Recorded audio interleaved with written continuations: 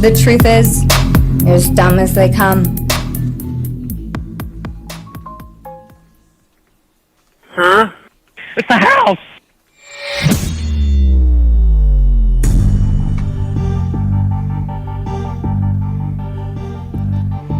What's going on, freaks? Hey, look at that. You can see all of them. I put them all in the same little place.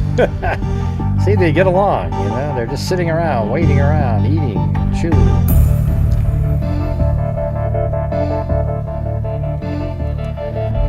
Anyways, there you go, there you go.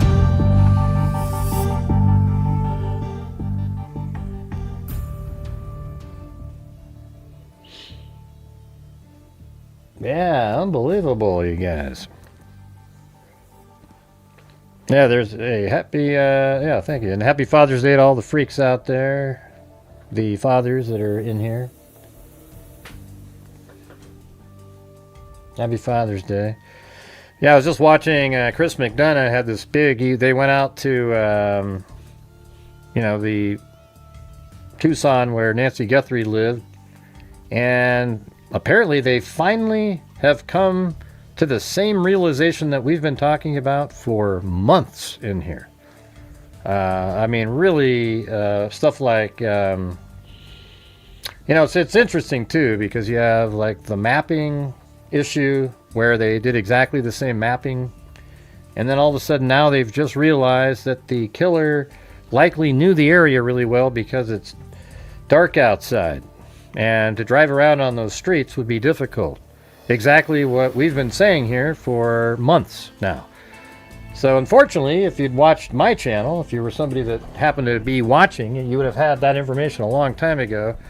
Instead of YouTube, you know, making it like this big proclamation when it's somebody else saying it.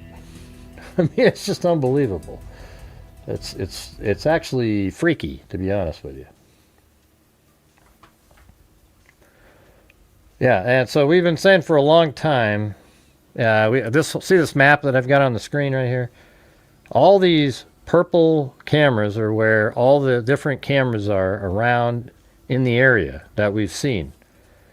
And then one night, you know, even before any of that stuff, we'd talked about how if you look around and you see these roads, how difficult it would be to get out of the area or into the area to her particular house and then get out of there quickly without knowing the area well, or at least practicing it over and over again until you had it down.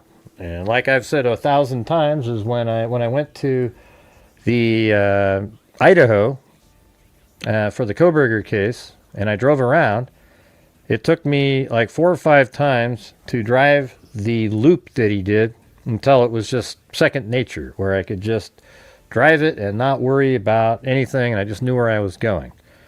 So I've been saying this for a long time, and it's really frustrating how, I don't know what it is, the YouTube true crime community, whatever it is, it like they don't ever see when, like I guarantee you, there's so many times where we've talked about something, and then months later, and we go over it a lot, then all of a sudden somebody else talks about it, everybody goes, oh wow, that's great!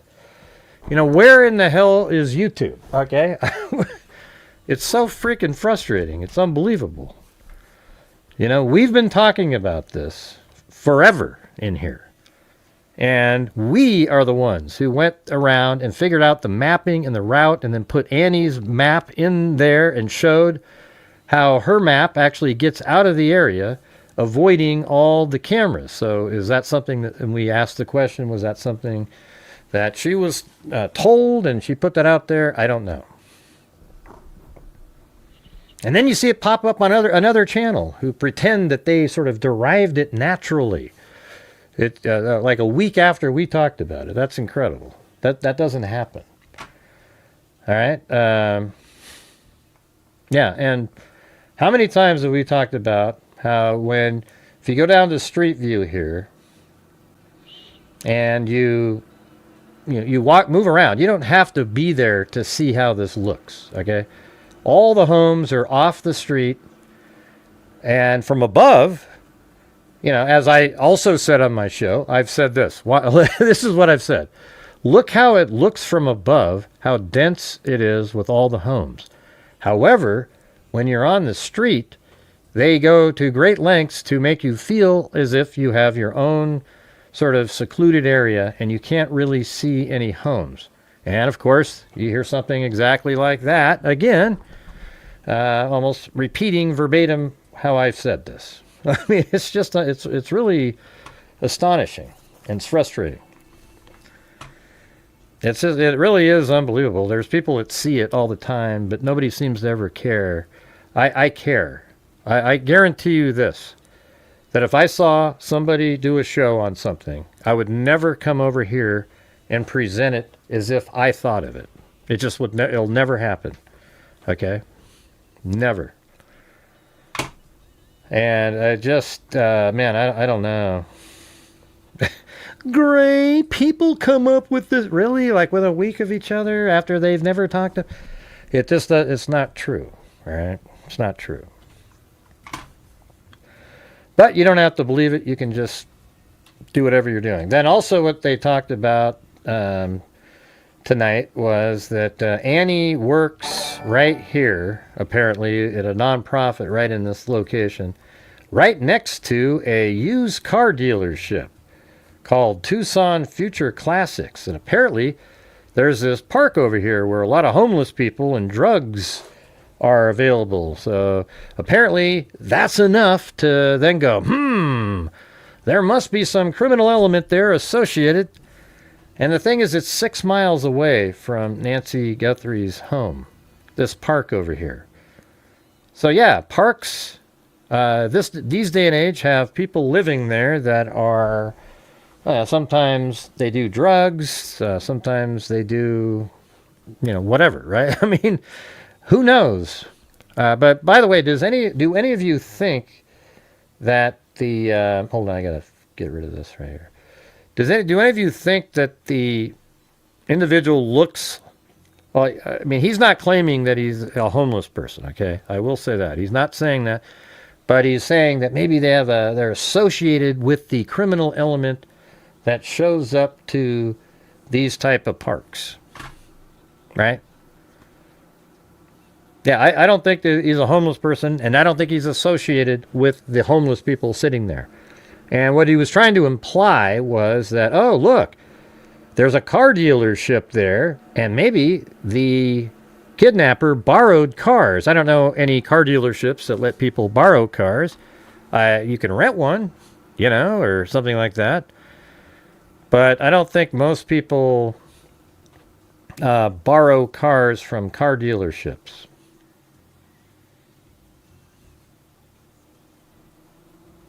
And this guy definitely, right here, I've said, and see again, this is what I've said. Every single item that this guy is wearing, he just purchased. And that was repeated also tonight. I've said that every single item that this guy has on, he just purchased. He's never worn these before. So nobody would ever go, oh, I know somebody that owns that thing. He wore them this night, and he dressed like this. Because he wore these things because he knew nobody would be able to identify him with this. That's why when he walks up right here, he doesn't give two craps that he's being filmed on this camera at all. He does not care whatsoever. He looks very lackadaisical. He is relaxed. This guy is either a sociopath or has done this kind of stuff many times. He does not give a damn, all right? And that picture right there is from either another night or earlier in the same evening. We don't know. It looks like he's got the same jacket on.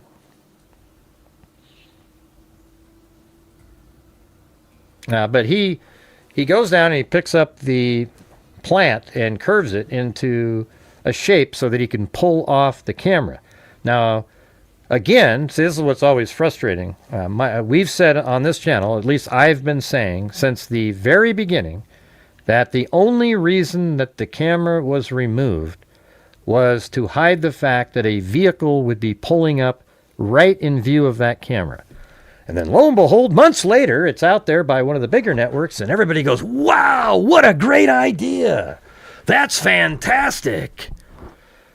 It's just really incredible, you know. It's like, and by the way, my channel is the first one to have said that it was expirated blood pattern on the ground. I knew that because of the Jody Arias case a long time ago had a very similar look at the sink, and that's what I said. And when you look at it, you can tell that's exactly what it was. Everybody else was calling it something else or didn't even notice it, and then boom, they come out and say it.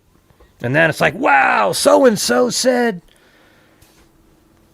I mean, I don't know what to tell you, but it's so frustrating for me. Hey, thanks, Wild Bill Wassman and Karen is obsessed with pinning. Yeah, I think he thinks Annie, I think what you can tell by the way McDonough's talking about it, he won't admit it, but I think he believes that Annie and them are involved somehow, and somehow maybe they communicated with a criminal element at the park. Because what difference does it make? Ask yourself this question. Would he have talked about this park if Annie didn't work right here? Because there's other parks around. I'm sure homeless people live in other places. But all of a sudden, Annie works here. So then you talk about the park, and it's just sort of a little looting, an innuendo of sorts. You know, just like you put it out there and you make people think, weird.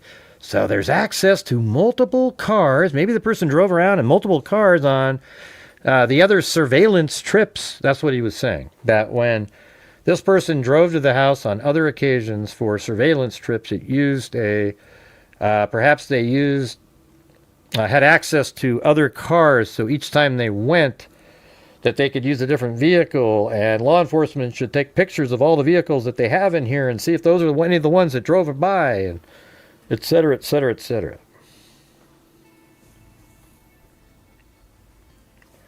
Hey, thank you, Cinnamon Sin Freak. And by the way, when you guys send in, let's do super chats, put in a question or a comment that we can talk about. All right, so, just to throw out my take of the case for we've done this multiple times now, but if you're not somebody that ever watches my channel, you wouldn't know that we've talked about these things. You know, like when he did his show, he had 21,000 people watching. When I do mine, I get 200 and maybe 250 at the most. Why is that? It's a joke. I mean, it's ridiculous. If you guys will be watching my channel first, you would have been way ahead of these people. And you would be laughing when they bring it up. You go, wow, we heard that on Gray's channel months ago. Oh, yeah, he did. You know, it's incredible. It's not just this case either. It's all of them. It's wild. You know, the ones that we cover deeply and are involved in, that's how it works.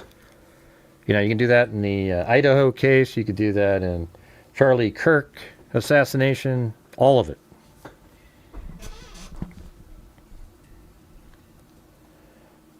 All right, so hold on, let me open up this.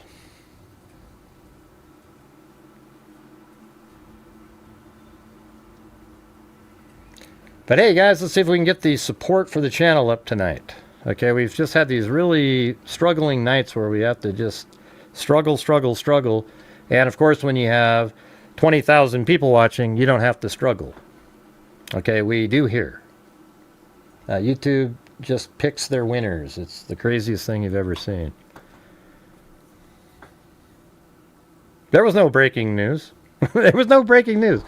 That's the thing, is he sold it on these little short videos like, oh, I've got breaking news, new information. Well, his new information is that Annie works at a nonprofit that's near a park that has homeless people at it and is near a car dealership.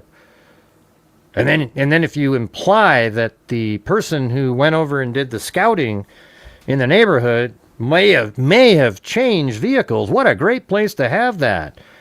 But let me ask you something. If you don't believe Annie's involved, what difference does it make that her nonprofit is there? You think she was walking outside one day with a megaphone and said, "Hey, everybody, my sister is Savannah Guthrie, and my mom also lives here." And they went, ooh, wow, these homeless people that were criminals were like, wow, that's awesome information. Let's go over there and abduct the mother and try to see if we can get some ransom. And oh, by the way, I mean, you guys, you see what I'm saying? It's just pure.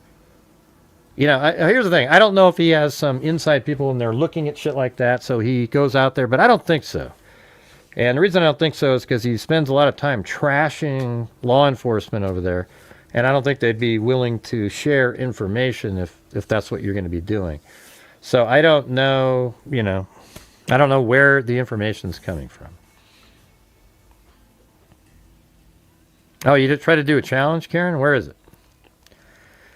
All right, where is it? Karen tried to do a challenge up there. I don't see it, but where is it? Yeah, I don't see it. Oh, man. Why didn't you just type it in again? I have no idea what you're referring to. I'm sorry.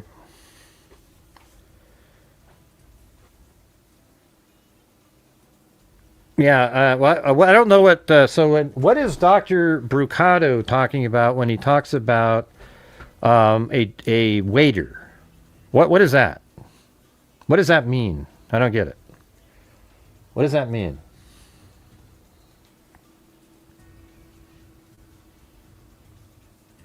Okay, it expired, then forget it. Thanks for the help there, Karen. Those are my dogs. Our dogs. We've got Benny is one up in the corner there. Gracie's the Maltese right there. And then Chloe's like in the bottom left-hand corner is I think probably a Maltese Yorkie something mix, and then you can see the butt of Clancy right there.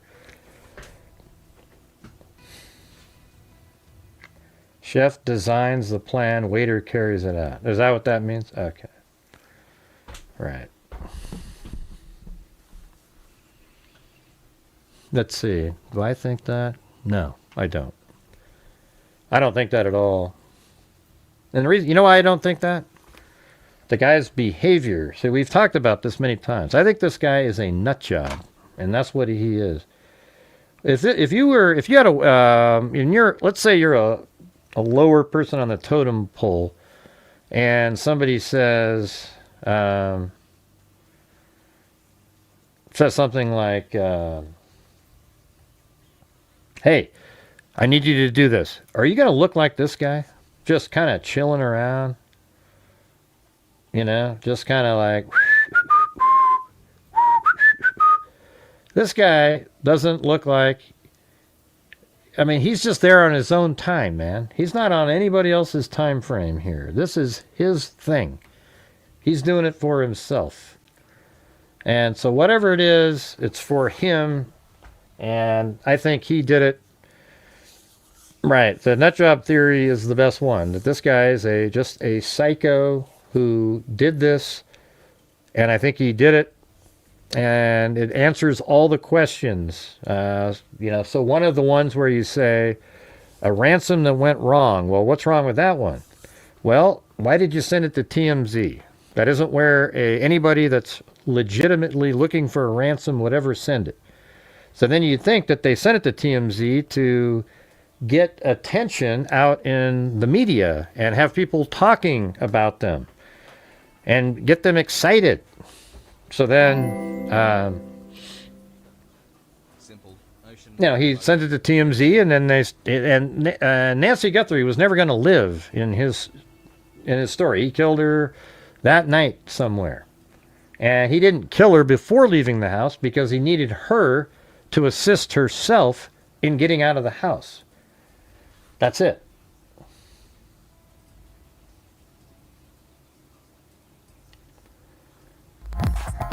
Yeah, so it would look kind of like this, you guys. I did this AI thing.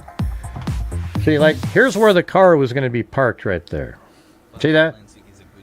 And then here he is, moving out a fictional Nancy Guthrie, all right? See that? And then right there, maybe she coughed. You got the little cough thing that was down there. And then you just end up walking her sort of down the driveway to the vehicle. Now, if there's a second person involved that was driving, maybe they were right there and they helped, control her and get her into the car. Because there could have been somebody that was just driving the vehicle. And the walkie-talkie, if that's what... On behalf of our family. Jesus, if the walkie-talkie was what he had in his pocket, then maybe there is another person that was there.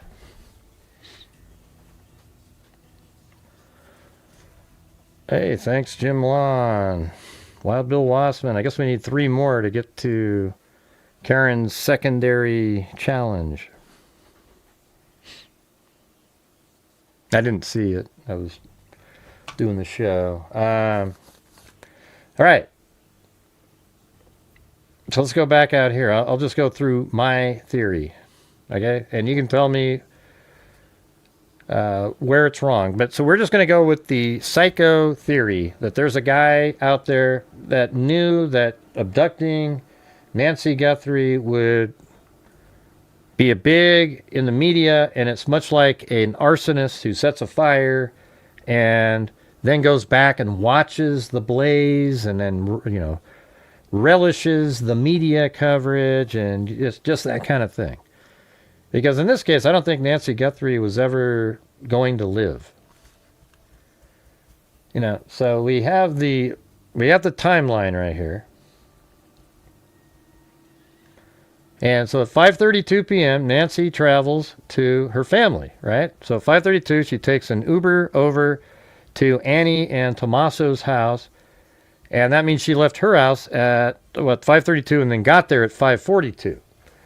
And then at 9:48, after she was over there eating dinner, playing mahjong, doing all these different things, at 9:48, the family drops Nancy off back at the house. Okay? So what happens is they drive in, and Tommaso obviously turns into the driveway here, pulls up right there, and then Tommaso gets out of the vehicle and then walks Nancy into the home to the door that's right over here inside the house. And then Nancy goes into the home. Tommaso shuts the door, heads this direction, and then presses the garage door shutter at 9:50 and gets back in his car and leaves. Okay? You see that? So he gets in his car and he leaves. So she's in her home at 9:50. And then at 1:47 a.m., that's when we get this. This shot right here is 1:47 when the doorbell camera disconnects. In fact, I bet you this right here is like 1:46 right here. And then he picks that up, and then when he goes over here, and then right when it goes dark after it, this is the camera being removed at 1:47. Like literally that exact moment in time. And so that camera is now out of play, right? Completely out of play for the rest of the evening. It will not be recording anything. Now, when it's in his pocket, if he's close enough to the house, it might still be recording blackness, but every time it records motion, it will record over it. There's 3 hours of rolling video on these cameras, right? So let's say it records from 3 o'clock until 6 o'clock. And then you just have this 3 hours that's moving forward. So that means if there was something filmed at like 2 o'clock, you have an hour to watch that because you have 1 to 4, let's say. And then let's say at some point during, when it's 4 o'clock, there was something filmed at 2, you still only have 1 more hour to watch that. And then it'll start recording over, and it's not 3 hours of video, it's 3 hours of time that if there was a motion, you could watch it. Okay, so that means if there, let's say when the guy went to the door, there was 3 or 4 different motions there, and then you're trying to watch something 4 hours later, well, it's already been deleted. And so then it can be written over. And they were able to find some of these things. Hey, thanks, Wild Bill Wassman and Karen. Happy Father's Day to all. Heart emoji. That's right. And while you guys are all here, happy Father's Day to all the great fathers that are out there. Hey, by the way, I'm kind of proud of myself today. I built, I had this gate, you know, and it was just really starting to fall apart.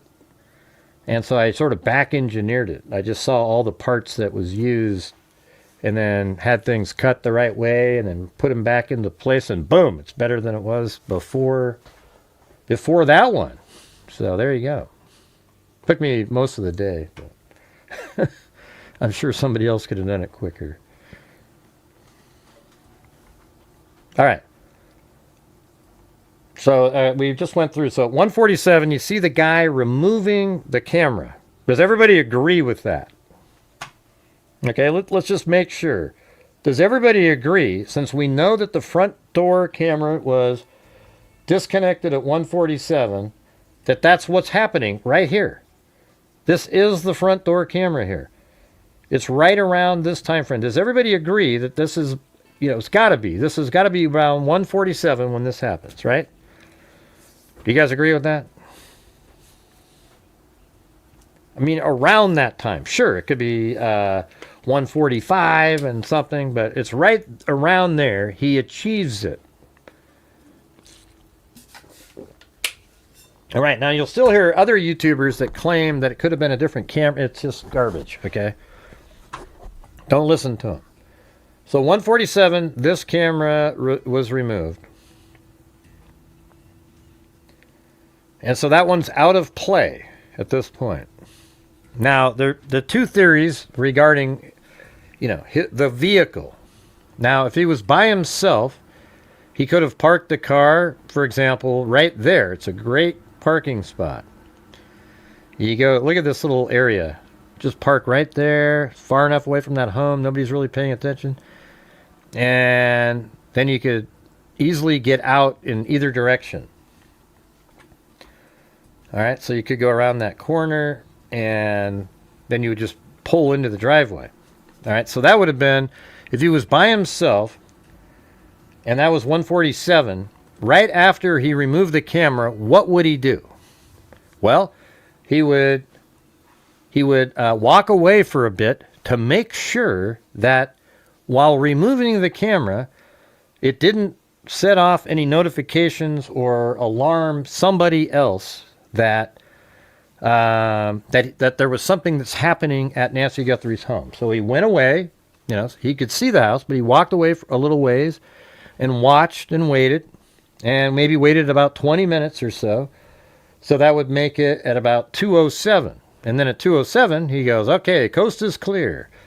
And then he goes back over to the home, and now he's going to figure out a way to get into the home. He's already kind of scoped it out. He knows where you can get in. And he goes to the back of the home. I think he probably jumped over this wall here and set off this motion sensor right there. See that little thing that sticks out right there? Believe it or not, that little part that sticks out is a camera, and that darkness there is the solar panel. And it absolutely is what it is. It's crazy. And the same thing right here. It's not as clear, though, but that darkness is a solar panel, and there's a camera right there.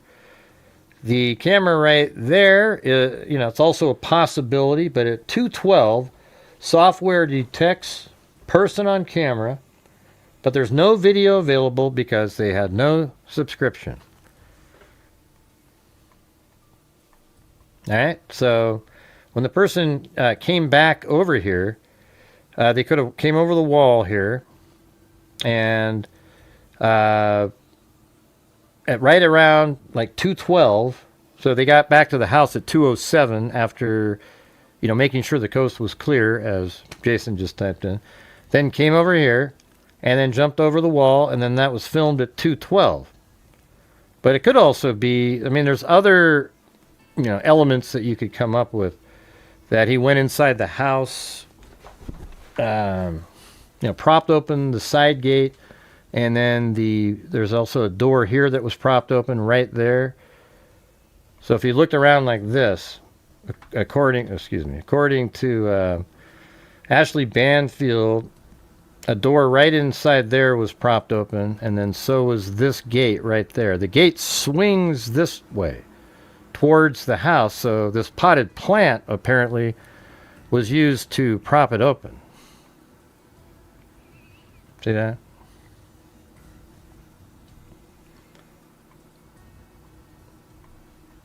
So when he went back there, you know what's weird is we've had some sort of interesting theories, but I don't remember all of them at this point now. It's crazy. But let's see. He comes back over here, jumps over the wall, sets off the motion sensor. Oh, yeah. And then, so he could have gone inside the home at 2:12-ish, 2:13, 2:14.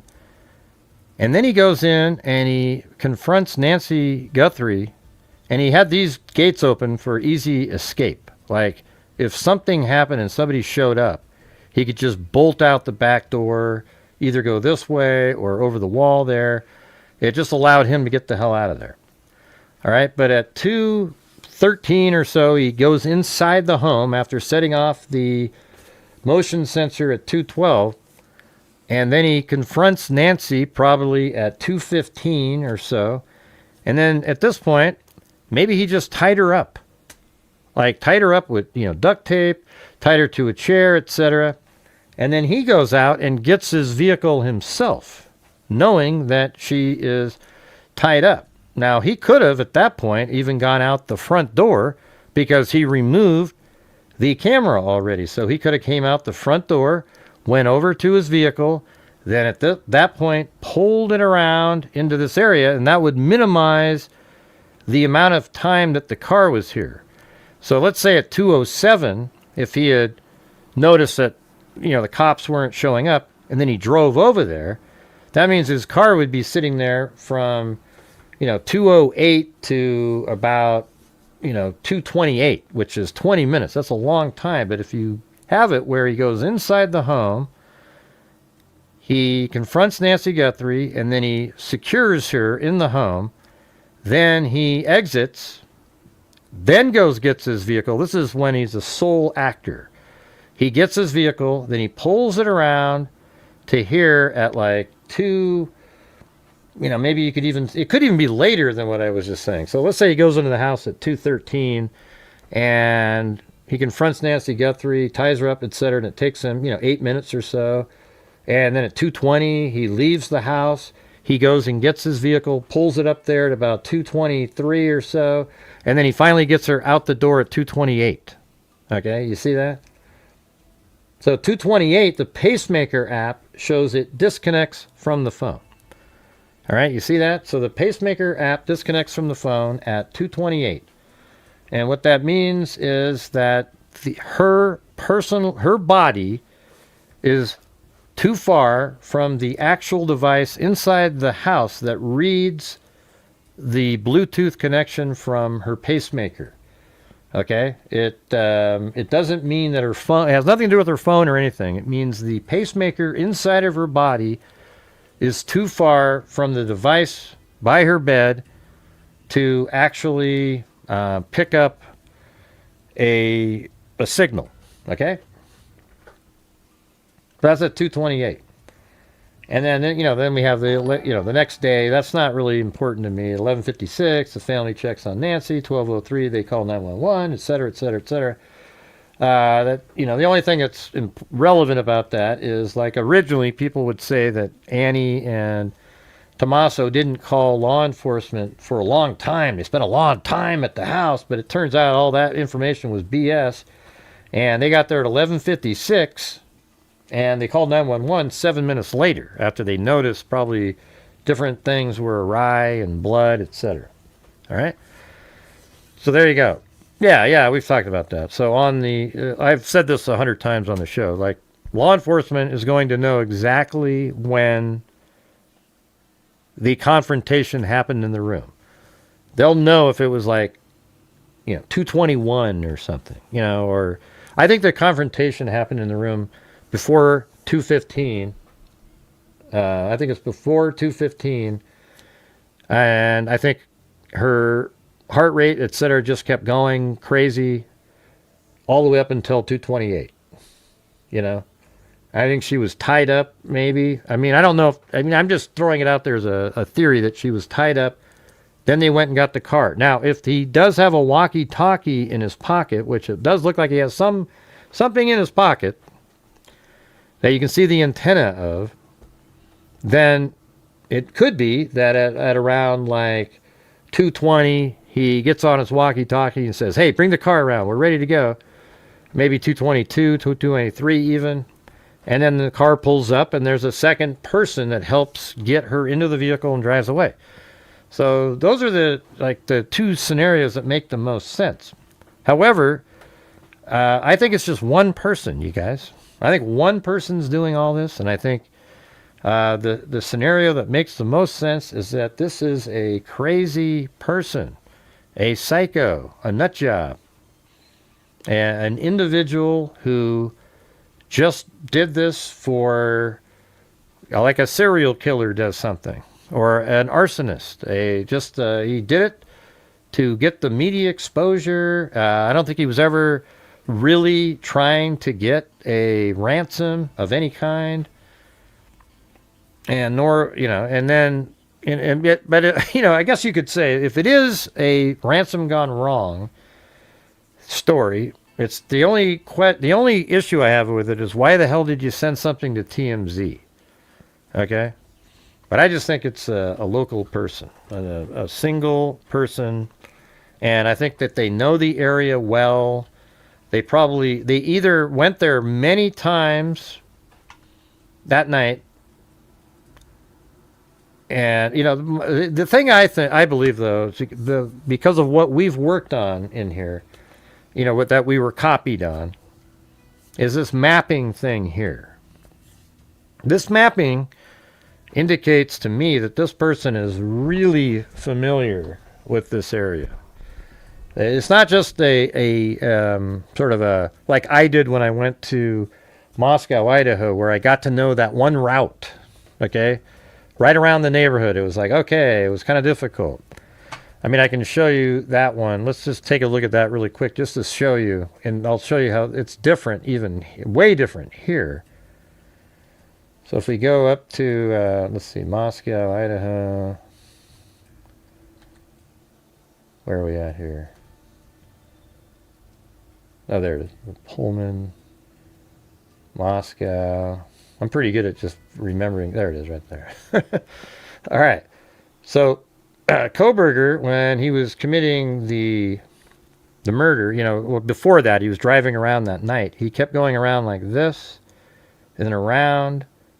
But he didn't go that direction, though. It was kind of weird. He came in, and then he would go like this and back around. We didn't know exactly how he was moving around, but I had this precise route figured out on my own before law enforcement let us know what it was. So I drove around out here, and so when you come up these roads over here, just remembering to turn left right there, instead of you go around that corner, you could easily miss it, but you turn left right there. And then, okay, you don't want to turn right there. You want to keep going. You don't want to turn right there. And you could turn right there and then turn left. But if you turn left, this is the way Koberger actually went, like that. Okay, but it took me like 4 or 5 times to be able to do this without screwing up. And then he comes around and comes back around like this. And it just took a while to do it because I'd never been there before. However, I saw it on a map. So it was, I knew sort of what I was supposed to be doing, but even with the mapping knowledge that I had, I wasn't able to just immediately do it. All right, so let's see. In this case, though, look at the difference. This one is way, way more complex. Okay, you've got all these roads, plus it's pitch black outside, which, again, we've said this 100 times, but was copied on a show tonight. And so it's like pitch black outside. This vehicle is driving around in the neighborhood. And, there's so many different ways that you could go. Now, what I did a while back was, I think it was on a live stream. We literally see these blue pins right here, this blue pin, and then this blue pin, and I think there's another, this blue pin down here, and this one, and this one. Those are all the most likely points that the person who abducted Nancy Guthrie would have exited. All right, because look at this one right here.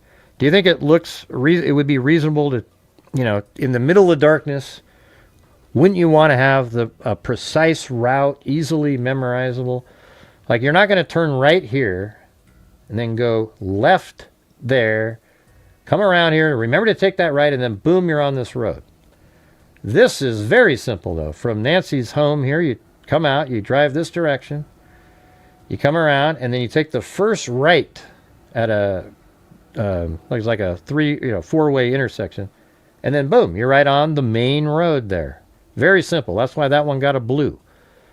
Same thing up over here. So in this area, you can drive up here, turn left at that same intersection, and then go this way. Boom. So it's amazing. From Nancy's house, if you just go to this intersection, turn right, and it's the only intersection. Like right after you exit the house there, this is really like a cul-de-sac, etc. The first intersection that you get to, that's a real, four-way intersection, is right there, and you can get out to this main road, or you can get out to this main road very easily just by remembering that little bit.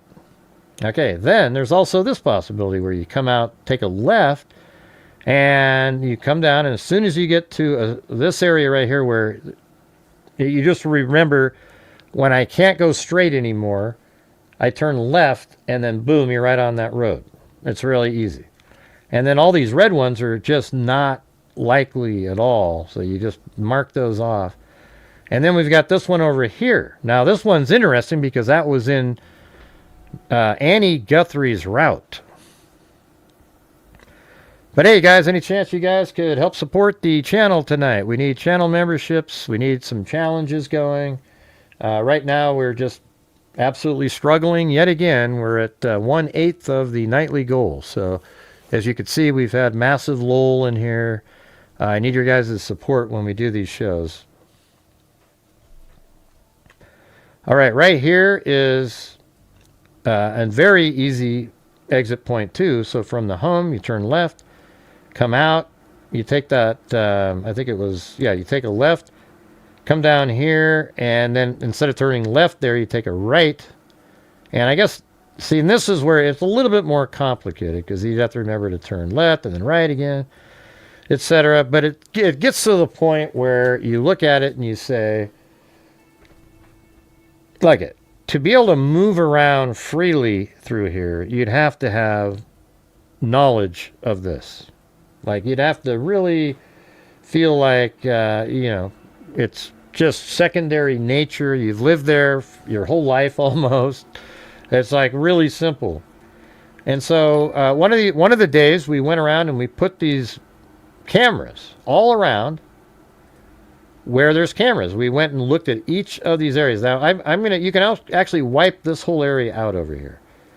The vehicle didn't go there. The FBI seems to believe it went over here because they immediately ruled out that one vehicle. Remember that one that was driving by right there? They ruled it out because I think they know that it went to the west, the vehicle. And so if you look at all of these places where there's cameras, wouldn't one of those cameras had picked up the vehicle when it left? You would think one would, right? However, look at Annie's route that she put in. Now, I don't know. I think law enforcement may have had a conversation with her, and then she put this out there looking for footage from this area. Because look at this. That's Nancy Guthrie's home there. Now, there is a camera on this house. And maybe they saw the lights of the camera or the vehicle drive by. And then came around like this and look at her vehicle. Her route is right on where one of my blue pins was. And then she has the vehicle going up like this. But look here's a camera there. There's no cameras around here that would have filmed anything. Then took a left, came over here, and then look, there's a camera there. But instead of turning left and going towards the camera, it went this direction, avoiding the camera. Then it turns up here, drove around like this. There's a camera there. It didn't go that direction, it avoided that. Then it came over here, went up this direction, and then there's a camera there, and then she sort of ended it over here. But that route that she put in there avoids any cameras at all. It's almost like somebody local living there. Thanks, Stephen Connerly. Who's going to do a challenge in here tonight? All right. So what do you guys think of that? And we talked about this 2 months ago, at least, on the show, maybe a month and a half. And all of a sudden it shows up on one of these YouTube channels from a guy that's one of the people is actually a known, what do you call him, a plagiarist. He literally has read full podcasts that somebody else created on his show to make it seem like he thought of them. And then all of a sudden you see this show that has these exactly the same stuff that we've talked about. It's unreal, man. Unreal. It's weird how people don't call those people out either. They just go, yeah, no, it's great. That's what people... It's crazy.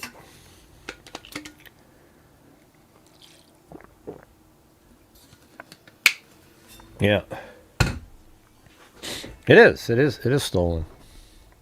Yeah, people that are intellectually honest know it. They just don't say anything to those people for some reason. Kind of sucks.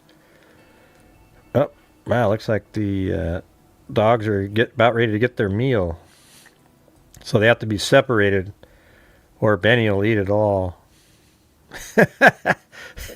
Oh boy, here we go.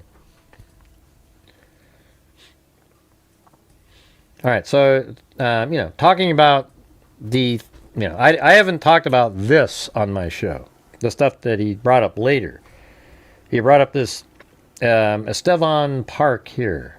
And the reason he brought up Estevan Park is because it's near where Annie Guthrie works. Other than that, there'd be no reason to discuss it. He made sure to find a park that had homeless, like something that could nefariously be connected to Annie. Like right here, see there's people in tents right there. You can literally see them. And then she works right there. And then of course there's a Tucson Future Classics used car dealership right there. And of course, wow, that's where they must have got the vehicle from to do this. But why? Because it's near where Annie worked? Chewbacca? Look at those adorable puppies. I thought you had 2 dogs. Well, I used to have just 2. Right? There's 4. There's 4 of them. Maybe you can do one of your great excels like you did before Nancy's kid. What do you mean? Like a spreadsheet, or what do you mean? Yeah, there's actually 4 in there. We have Chloe, Clancy, Gracie, Benny. Yeah. Thank you, Wild Bill Wassman and Cinderella Charming.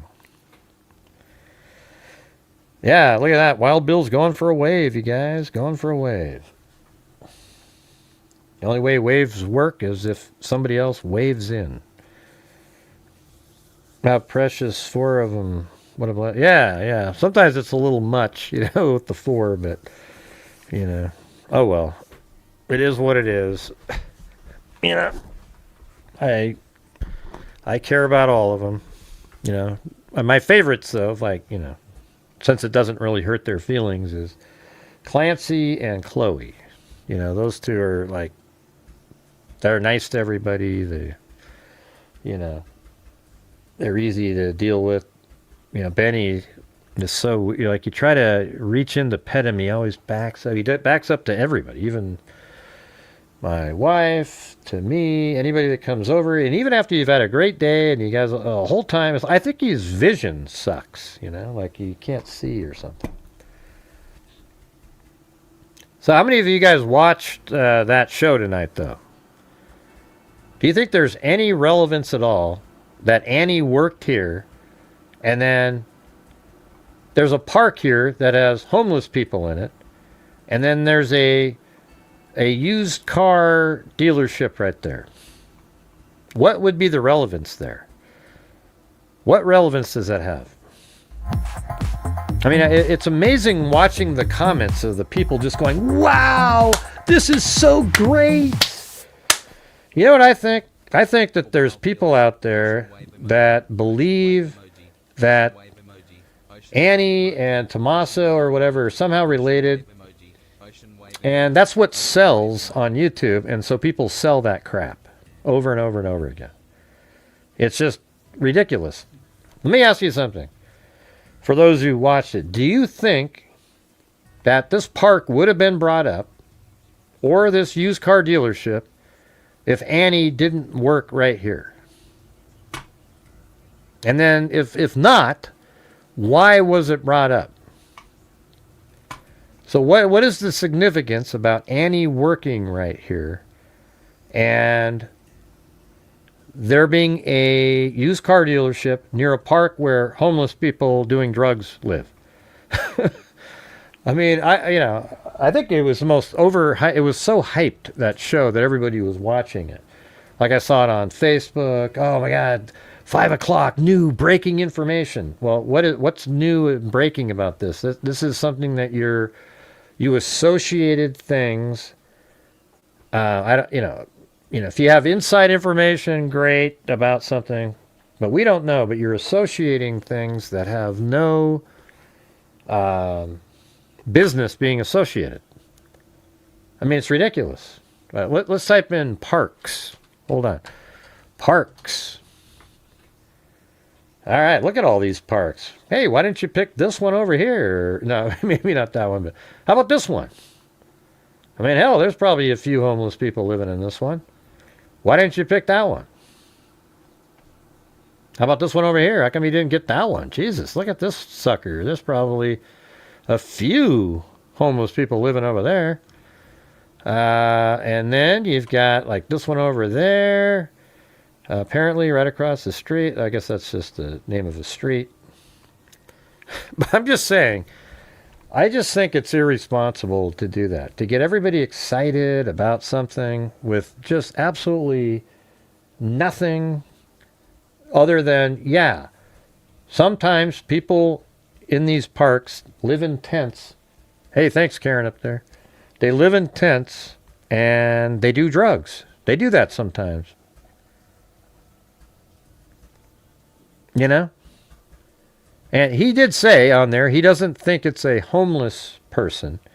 He just says, are these people related to some, in the world that he's in? And it's like, okay, you mean...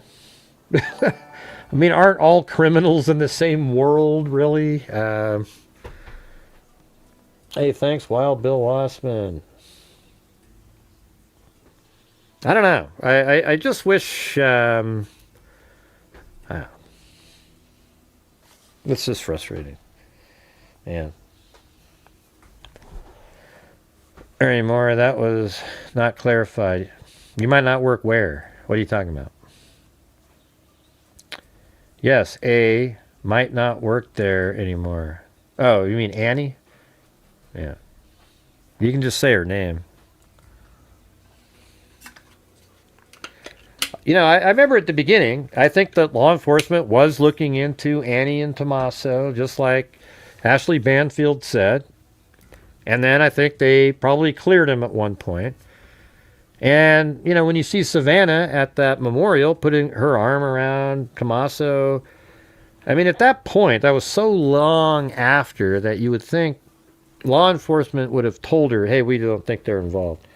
Because I don't give a damn what kind of actor you are. You're not putting your arm around somebody that's suspected of killing your mom. You wouldn't be able to do it naturally like that.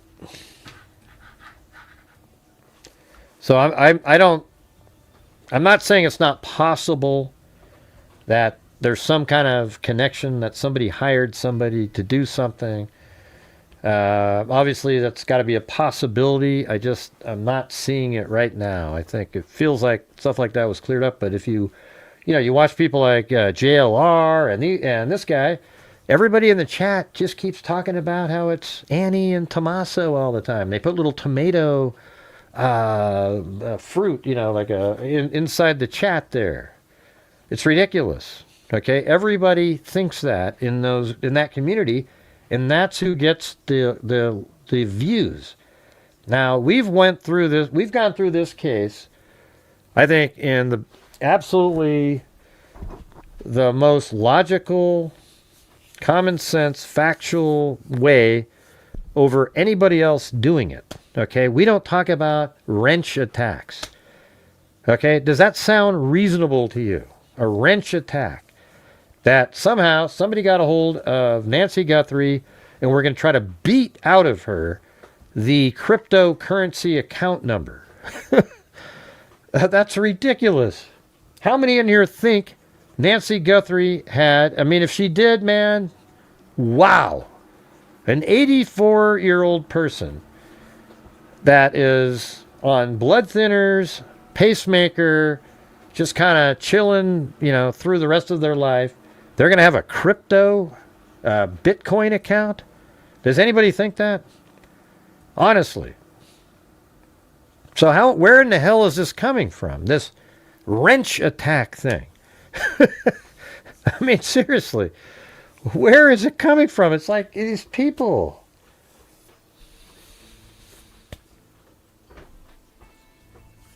Somebody out there, make an argument. You can do it. There was some, let me see what the ones from today say. Hold on, different articles. What are these? There's this new thing today about a big mistake. Let's see. Investigators in the Nancy Guthrie abduction case are re-examining a decision made in the early days of the investigation that some believe may have doomed any chance of recovering her. According to a new report by Airmail, which is not the Daily Mail, I've never even heard of Airmail, a decision made by the FBI task force is now being viewed as a potentially fatal misstep that may have contributed to Guthrie still being missing nearly 5 months after she was kidnapped from her home in Tucson. The decision dates back to early February when a ransom note sent to TMZ demanded that the Guthrie family pay $4 million in Bitcoin for the return of 84-year-old Nancy, with messages claiming she was safe but scared. The decision dates back to early February when a ransom note, sent to TMZ. That was TMZ and the news outlets. It was actually sent to the news outlet first, and then TMZ. So that's sort of the little hope in the ransom gone wrong theory, because in that scenario, they tried just the local paper first and then didn't know if they got it or not. So then thought, well, hey, maybe TMZ I would know for sure if they got it. Okay, so, I mean, that might help a little bit in that realm. All right, guys, we're still only at about a quarter of the nightly goal. So if you guys have the ability to help support the channel, that would be great. We do the gifted channel memberships. We have had no challenges really tonight. We need about 3 or 4 of those, and then we'd make it. So if you guys have the ability to, that would be great. Seems like every night it's a struggle. It's never a struggle for the conspiracy nutters who put out bullshit every single night, but for the rest of us, struggle, struggle, struggle. According to a new report by Airmail, the decision made by the FBI task force is now being viewed as a potentially fatal misstep. The decision dates back to early February when a ransom note sent to TMZ demanded that the Guthrie family pay $4 million in Bitcoin for the return of 84-year-old Nancy, with messages claiming she was safe but scared. I didn't see, nobody types in "look it" anymore either, Karen, so I don't know. I can't even promote them. Nobody does that either. It's just a struggle, struggle, struggle, like I was saying. The alleged kidnappers, who included details about Nancy's clothing during the abduction, warned that payment must be made within 4 days or the demand would increase. The alleged kidnapper, who included details about Nancy's clothing during the abduction, warned that payment must be made within 4 days or the demand would increase, adding that the terms were not negotiable. or else. Despite the warning, the task force decided the Guthrie family should send a much lower amount and attempt to track the cryptocurrency when the kidnapper tried to cash it. The outlet reports that investigators attempted to tickle the wire by depositing $152 into the kidnapper's wallet.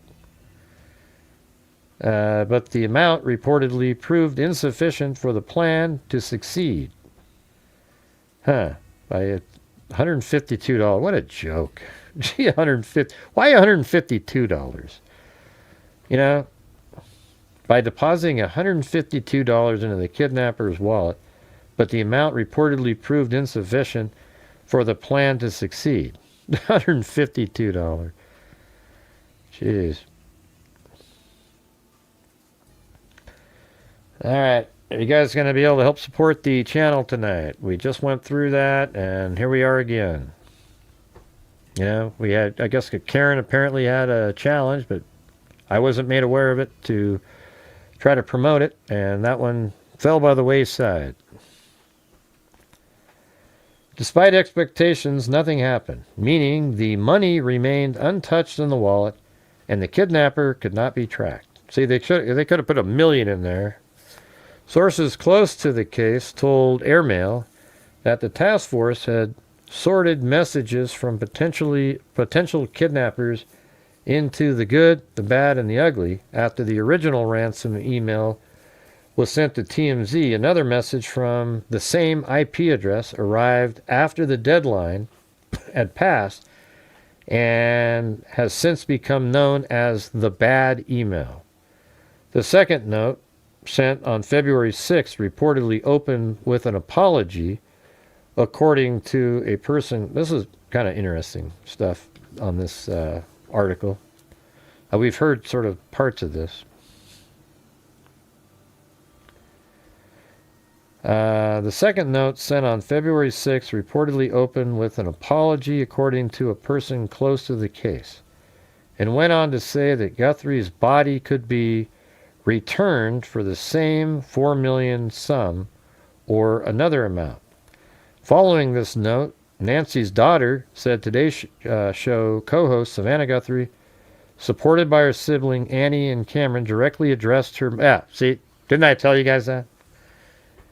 That's exactly what I said. I told you guys that that message that she sent meant that they knew that she wasn't alive, but were willing to pay for her body back. All right, and everybody goes, I don't think so, Gray. I don't think so. I mean, you know. That was the one where she said, not all of you, but some did. Remember the one that said something like,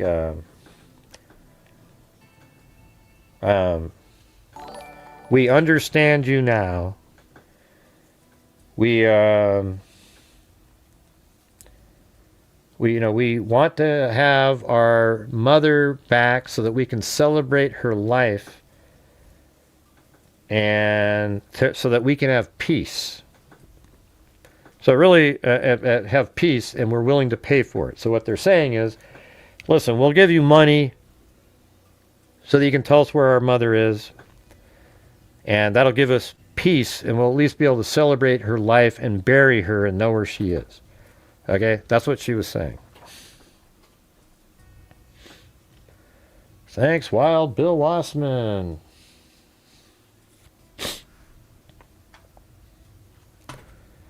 The second note, sent on February 6th, reportedly opened with the apology, according to a person close to the case, and went on to say that Guthrie's body could be returned for the same $4 million sum. Thank you, Karen. Following this note, Nancy's daughter and Today's Show co-host Savannah Guthrie, supported by her sibling Annie and Cameron, directly addressed her mother, alleged abductors, in an Instagram video. Let's see if it goes to the one that I'm talking about. Hi there, everybody.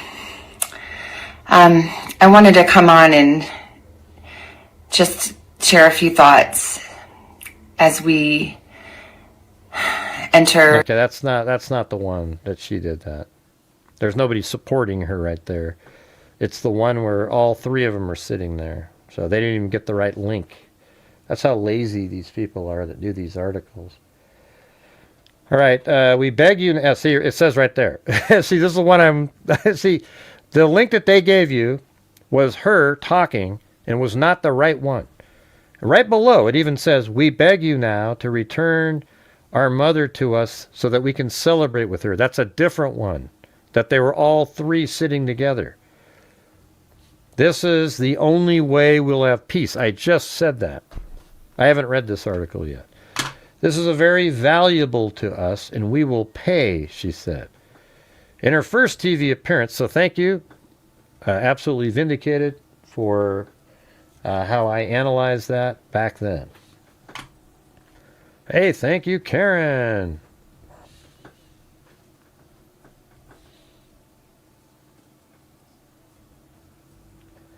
In her first TV appearance following her mother's kidnapping, Savannah 54 said she tends to believe that the first two ransom notes were real. According to Airmail, a Pima County detective assigned to the task force has described the early mistake related to those notes as the Big Jake theory, based on a 1971 film in which a grandson is kidnapped and his family is determined to recover him without allowing the kidnappers to profit.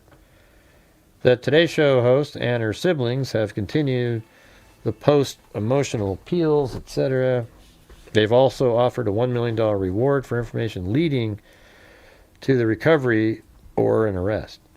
No suspects have been officially named or charged in connection with Nancy's disappearance. Well, that was kind of interesting.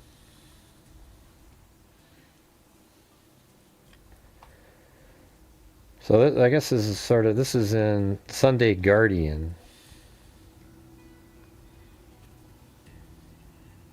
Why would they only send $152? What a stupid. I mean, you could have sent in 500,000. Maybe that would have done something. But $152, it seems like you're joking almost. I mean, why 152? Like you pulled out a piggy bank, looked inside, and went, "Oh well, I got 152 here." I mean, it just, 150 is stupid, but I mean, why 152? You know.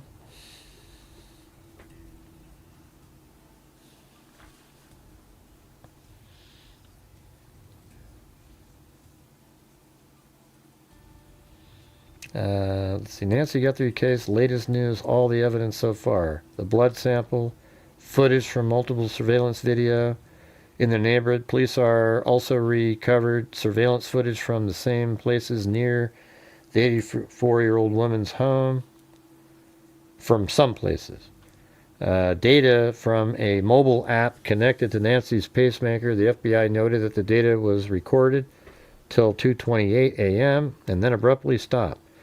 A single strand of hair was recovered from the home. Signs of forced entry into her home.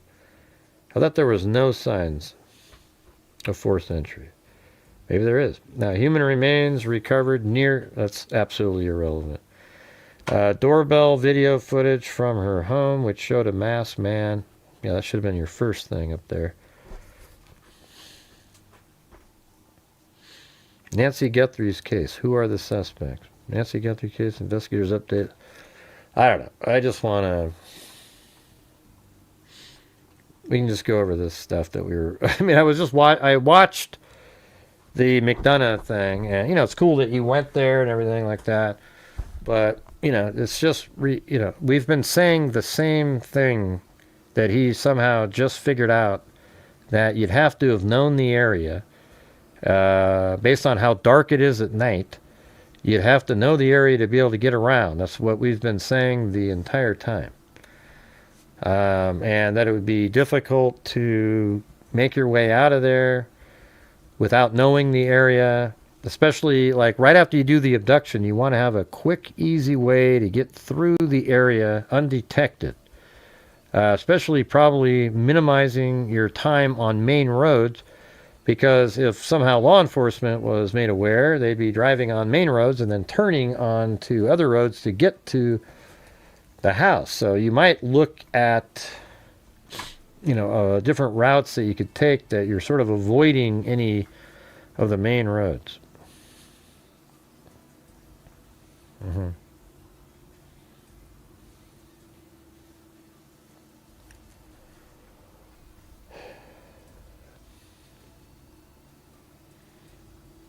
Right. So down here, again,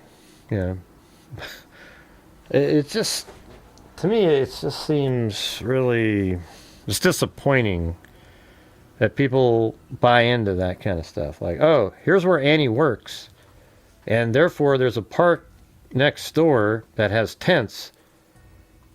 And then what is the implication made there, though? So you have this car dealership, a park with homeless people, and then Annie works near there. What is the implication? What are they trying to say?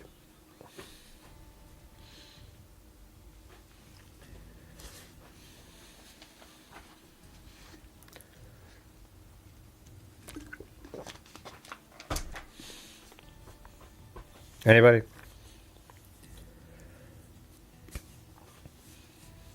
Mm-hmm. Oh, man. How come we're having another one of these nights again? It's just really disappointing.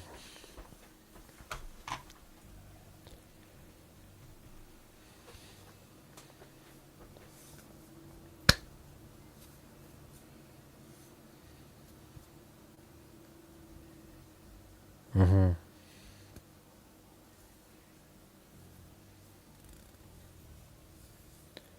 Yeah.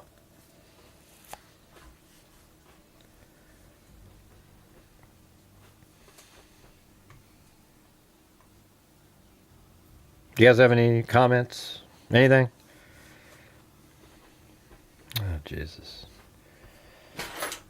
I mean, that's one thing I do like when I go to some of these other channels that have a lot of people watching. Everybody's talking about what they're talking about. And here it's like very few people end up talking about what we're talking about. And then I don't have anything to say because I don't know what you guys are talking about. So how do we get to that?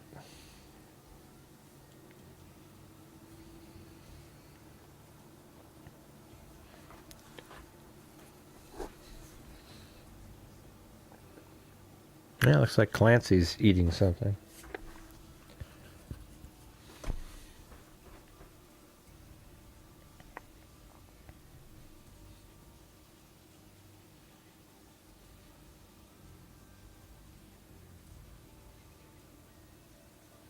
Mm-hmm.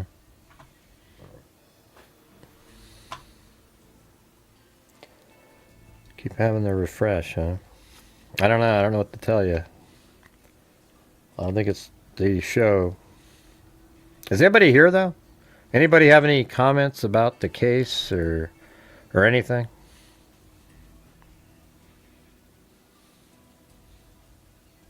Does anybody know what the significance is?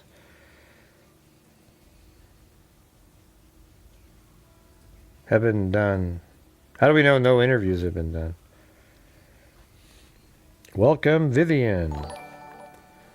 Fonseca. Have you been around? Fonseca, I mean, you've been around for a while, haven't you? Someone needs to ask some of the questions we've all been wondering about. Like what? Ask who the questions. What are you talking about?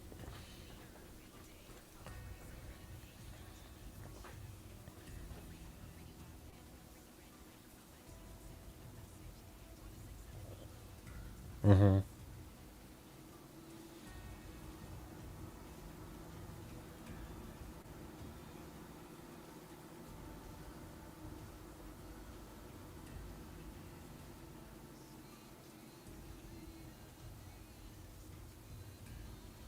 Hey, thanks, Vivian. It's hard to tell sometimes if anybody likes what I do because when I read the comments, nobody's talking about anything that I'm talking about.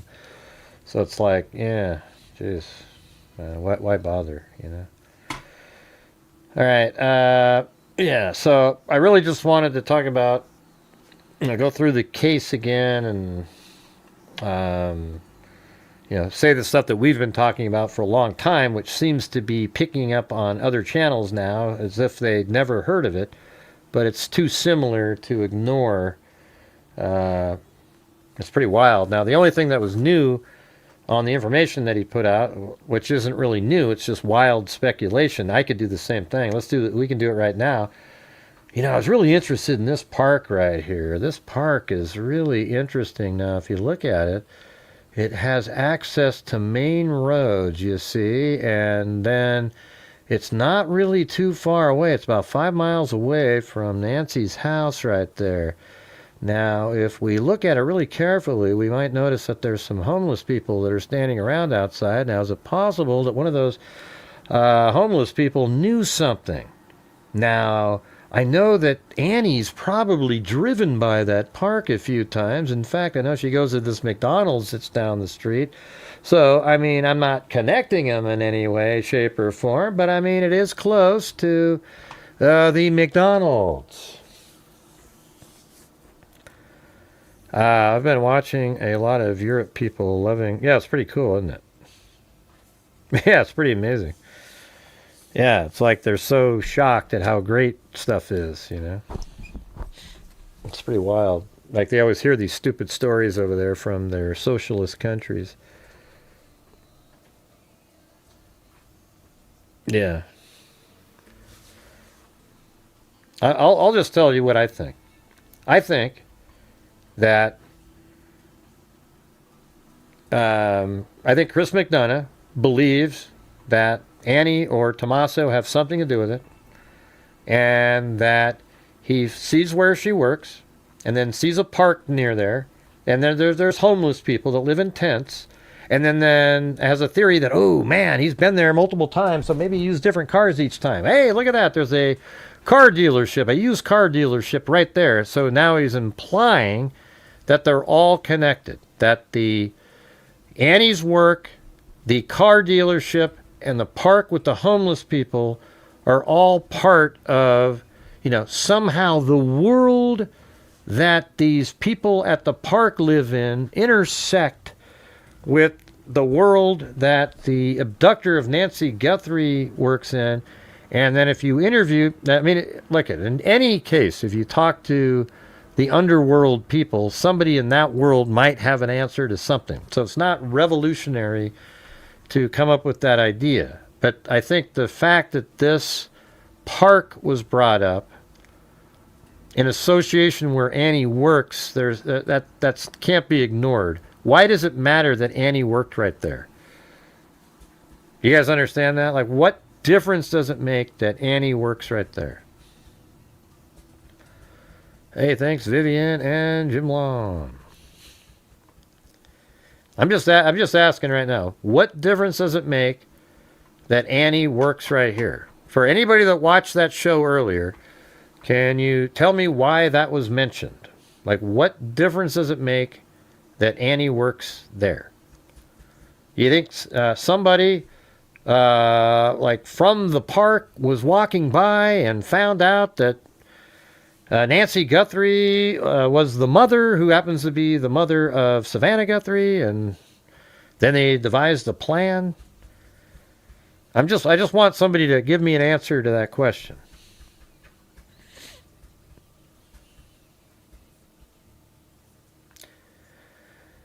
If we draw, what do you mean if you draw a rational correlation?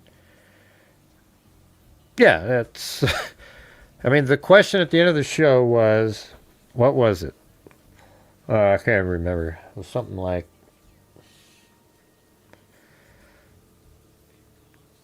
it's not connected. Right, I know that, but you guys, I watched it even. And it's like, how come nobody watches shows like this who literally put the shit together in a rational way? That makes sense. And look when people watch those shows, they support the channel too. It sucks to have to come in here, do my show where I put it together rationally, and it's a ho-hum night. Like, oh yeah, forget it, Gray. Maybe next time. Yeah.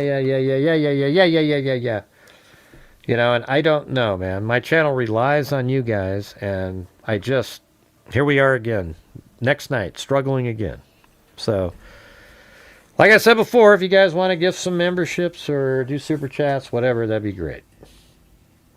But what I want from the people who were watching that show tonight, the ones that thought it was so awesome, why did they bring up Annie here? You know, there's other places homeless people live all around. Hell, I bet you there might even be something a little closer to the neighborhood over there.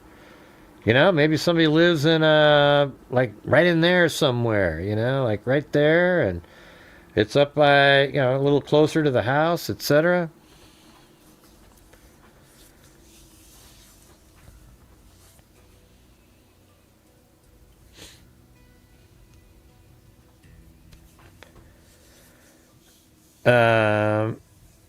It's not like there would be 100 vehicles. Well, no, it's hard. That's what Jason's response to your comment, Karen, isn't what I would have said. Okay, that's not the answer to the question. Okay, the answer is that a car in this area is hard to find because none of the houses have cameras that would even focus on the road at all, and they're all hidden back there. So it is difficult for them to see it because it doesn't show up on, I think maybe on a few cameras. I would say the only cameras that picked up anything were the 24/7 cameras that happened to pick up a light as it traveled by. And that's it. Okay. Now they could live in the area somewhere, but you know, it doesn't mean they live right there. They could just live like over here or something. You know, it doesn't matter. The reason they can't see them is because the homes are set up such that their cameras suck. Okay? That's what it is. Yeah, no, it is crazy. And then look at me right here. It's been like, you know, it's just so dead in terms of getting support from you guys. And then you go over there and it's, you know, 20,000 people watching garbage. Okay?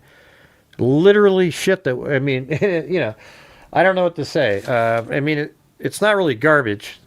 You know, the other stuff is just copying what we're said. The part that's garbage is trying to associate where Annie works to a park that has homeless people at it, because that's irrelevant. That shouldn't even been brought up in the story. There's nothing associated with that. No, you know, nobody needs to report him.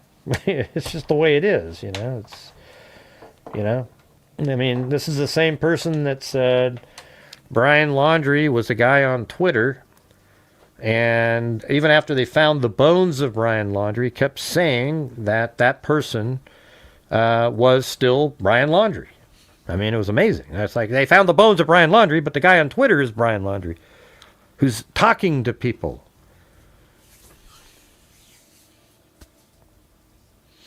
Yeah, I might actually. I've been thinking of going there myself, but it's so hot right now. If I went there, it'd probably be in the spring or something. But you know, I'd do something totally different.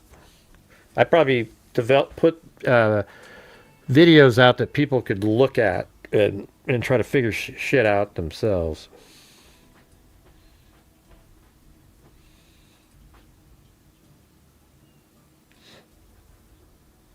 It's not really doing their front yard. Yeah, I don't think the living close to it is why they can't find it. Let me just show you, Karen, right here. I mean, sure, the less you drive around, you know, but I don't think he lives 2 blocks away. Right here, I mean, look at that. There's a camera on that garage right over there, but how is it going to see anything over here? It just isn't. And then you go over here like this, and every single house, if they had a camera, let me explain this again. So this house right here, for example, right? This house, if it has a camera, it's going to have a camera probably inside their front door. This is a different home, same kind of arch though. And then they might have a camera right here filming their garage door. Now, what law enforcement relies on often is on the off chance that as your camera is filming your garage and your driveway, that a car might drive by in a street. Well, in this case, it's absolutely irrelevant because it's a cul-de-sac, so forget that. And then let's say the vehicle, they think maybe it drove over here like this, right? And then you turn up there and it's like, okay, what camera on that house would have filmed anything right here? Now, it's my point, Karen. You agreed with the he lives close comment. All right, so then you go over here like this. And then, I know you're saying remove the brush, etc. Yeah. And then up here, and then look at that one, way over there. Now, even if that films something, you're not going to be able to do the make and model of the vehicle. And again, when you look up in the air, it looks like everybody's nice and tight in there, etc. But the way it's set up is so bad. It is a video forensic nightmare for law enforcement. All right, let's try it again, you guys. Do you guys think I do a good job on this channel? And so if you do, if you could please help support my channel tonight, that would be great. We need some channel memberships. We have had no challenges tonight. The bigger challenges that we have. And we haven't had any, we need super chats and channel memberships, etc.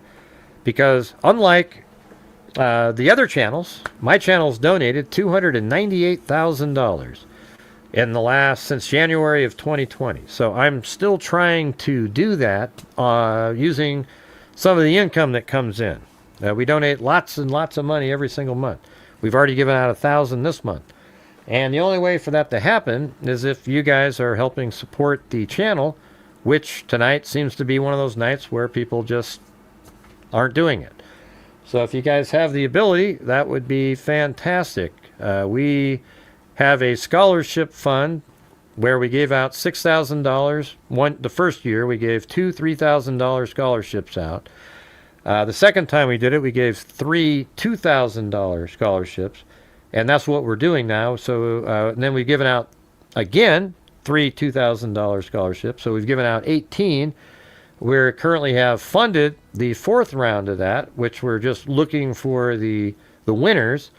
And then we're already building up on the next one. So after that, next one we'll have had $30,000 given out to scholarships in the criminal justice world. We've also given over $115,000 to a DNA fund for identifying Jane and John Does.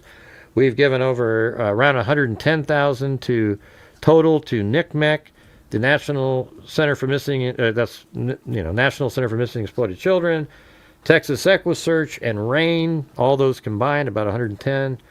And then we have given thousands and thousands to other charities. So is there a reason why when I'm doing my shows, we can't get the support in here, but if a lunatic sits there and claims that, where Annie Guthrie works, there's a park, they get supported? I mean, I don't get it. All right.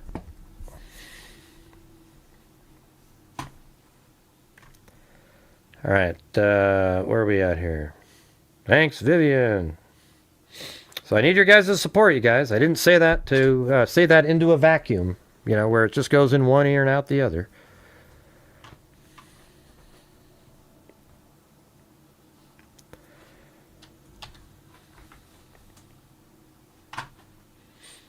I mean, there's just so many places. Like, they could have driven way up in here somewhere, and, nobody knows.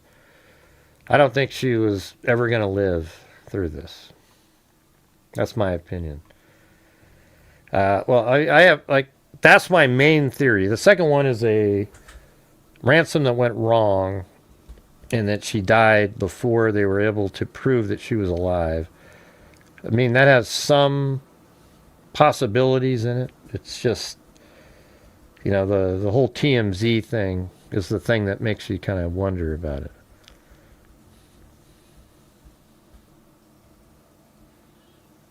Yeah. Ah, man.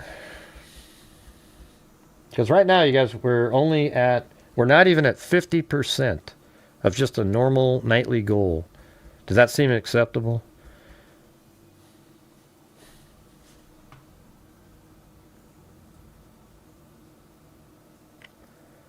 I wonder if the suspect was aware of the cameras being set back. Yeah, well, I just think that they are aware.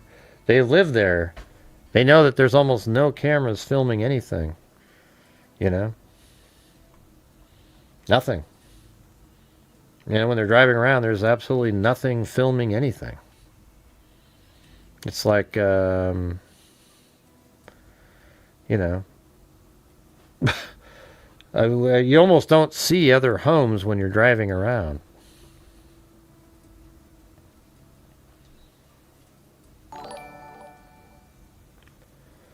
Thank you, Wild Bill.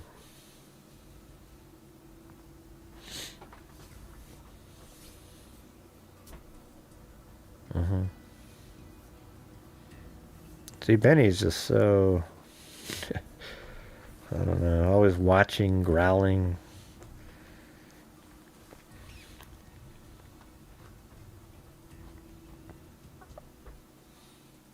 Well, you guys have any theories?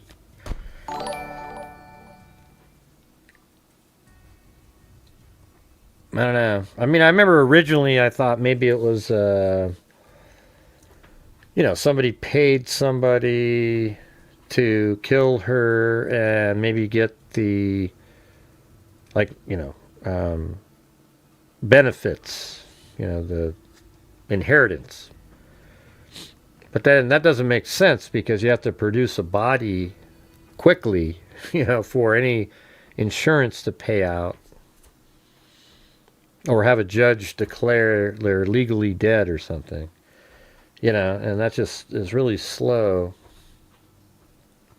I thought maybe in the summertime somebody would stumble upon a body or something somewhere as people start hiking and moving around.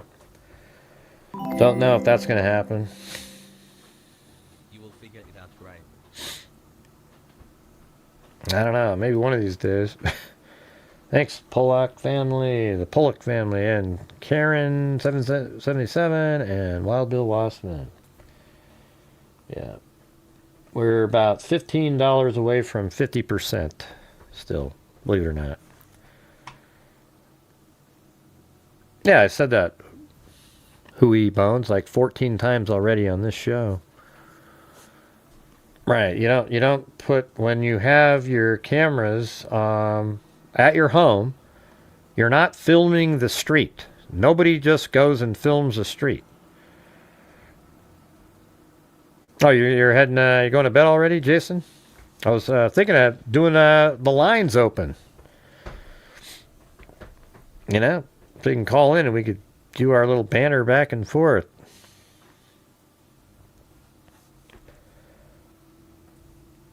Let's see.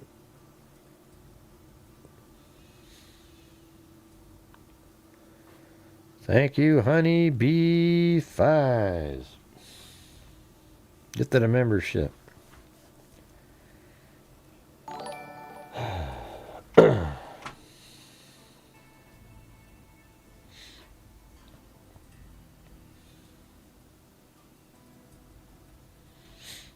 Yeah, I think me and Jason pretty much agree on most of the stuff here. You know, I don't think the person lives a block away though. I don't know if he thinks that either, but. Well, why don't you call in, Karen? Let me ask you this. Why does just one person call in? You know? What I'd like is to have like 5 or 6 smart people that call in. You know, when you watch like a show like JLR, the people who call in are so moronic. It actually is scary that those people exist. You know, some of the theories and shit that they come up with. It's scary, actually. Sad. But hey, people can just say whatever the hell they want.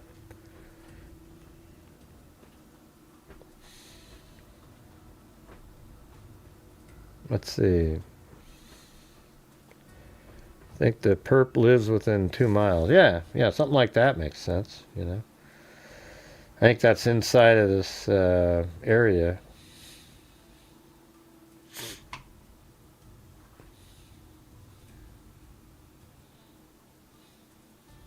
Yeah, it's kind of like, well, I mean, 2 miles is like that. So it could. I think I have, let me just undo every single one of my pins in this case. So here we go. Oh, look at that. That's crazy. Look at all that stuff. Yeah, so those are the helicopters. I had this purple ring for some reason. That's really close in there. I think originally I was thinking inside this red outline there. That was my original. Let's see. So not that one.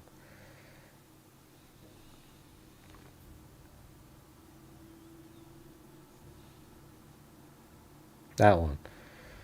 So I think that's where I was thinking the person was, inside of that.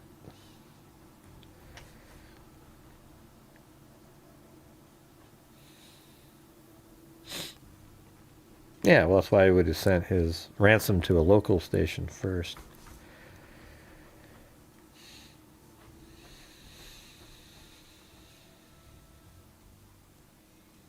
Yeah, there's nobody in the video, despite what other YouTubers try to tell you. Other than the person wearing the balaclava, there's no vehicles, there's no other people in that video.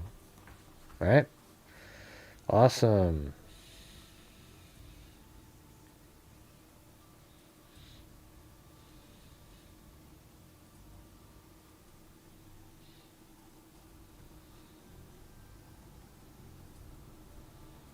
Where the hell's the purple? Oh, there it is. That's right, I made it into one.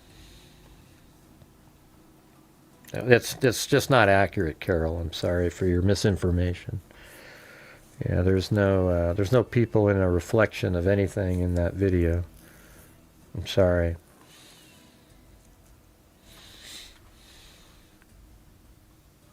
You talking about this video right here?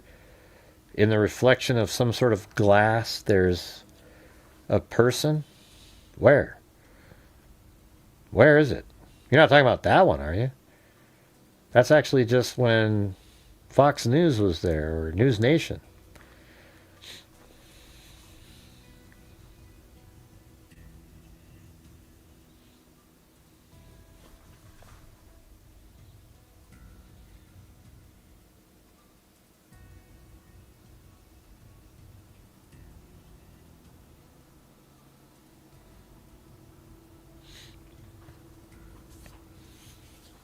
There isn't anybody in a porch light. Okay?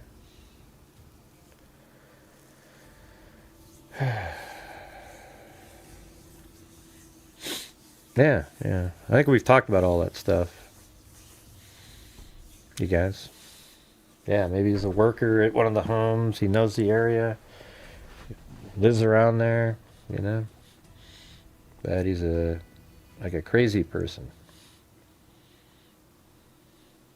I mean, look at how he's just sort of, just no hurt. He's not hustling, just kind of, taking his time, doing his thing. Doesn't really give a damn.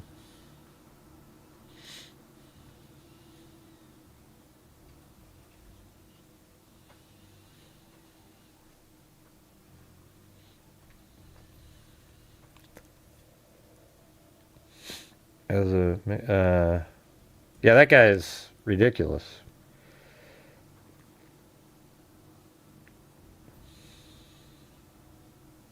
Yeah, they always do their shit together. That guy's always, it's so funny that the lab or whatever the fuck, I just want to cuss. That guy is just a disgusting person. I mean, he swindled this one girl that used to be one of our moderators. He has what do you call it? Plagiarized other podcasts word for word. I've seen him. I've seen the text and what he said. He doesn't do any thinking of his own. He can't think his way out of a shoebox, but he has on other guests all the time. He do all the thinking and talking, and then he just sort of rides their coattails, throwing in little quips here and there that don't mean a goddamn thing to anybody. All right? So I do my own shows. I'm the one that works through the stuff, okay? I mean, that's it. So... And this guy actually makes videos about me, trashing me, because I wouldn't be surprised at all if he's the one that saw what we were talking about with the maps because of the plagiarizing he's done, and then sold the idea to Chris McDonough and said, "Hey, let's talk about this. Ooh, look at this great idea." Because that's how he is. He didn't come up with that.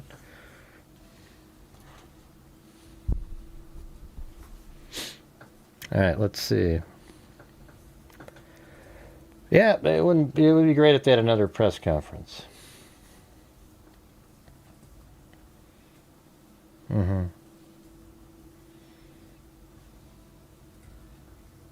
Right, remember Summer Wells? Oh, yeah, Summer Wells. Oh, yeah, she's in a basement. She's in a dungeon below one of the sheds on Don Wells' property. Remember that one? Wow, that's great sleuthing there.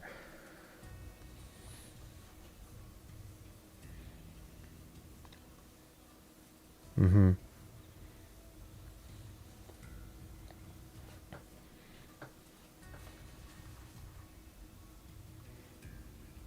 And of course, we'll have to make another video about what I just said, because he's a loser. This guy is just, God, what a pile of crap.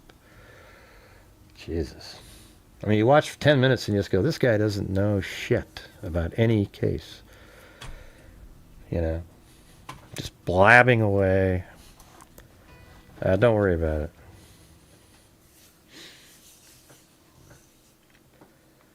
Mm-hmm.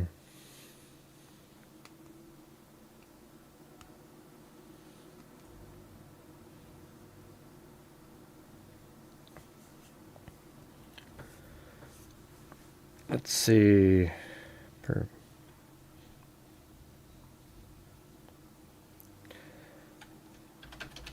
Yeah, no, not the clown. No, he is a clown, but not the clown. It's one that Sandy mentioned up above.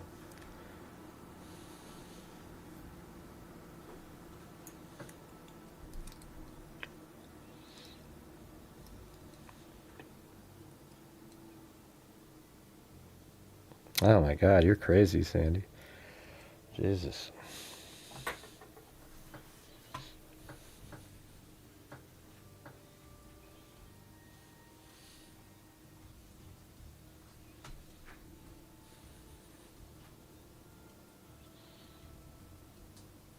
Yeah, we really didn't want you to type that in there, Jay.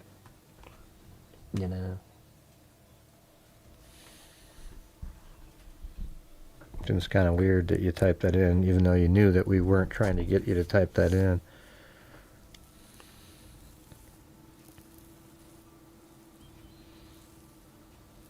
Mm-hmm. Yeah, the clown did talk about Idaho case.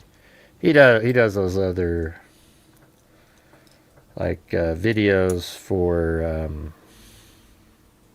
I don't know, like interrogation videos.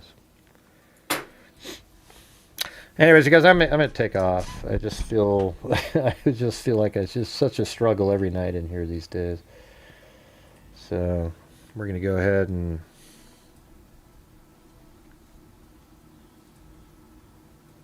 unless you guys have something you want to talk about. It seems like I tried to talk about the case and then you guys were talking about all these jokes and stuff and then we got off track. Makes it difficult to get back.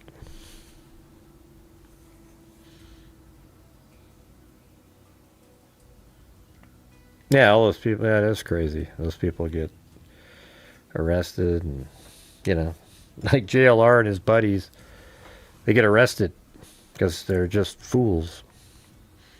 I mean, just unbelievable, but it's more entertaining, so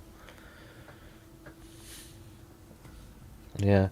But we need your guys' support, you guys. We're not even at 50% still of a nightly goal.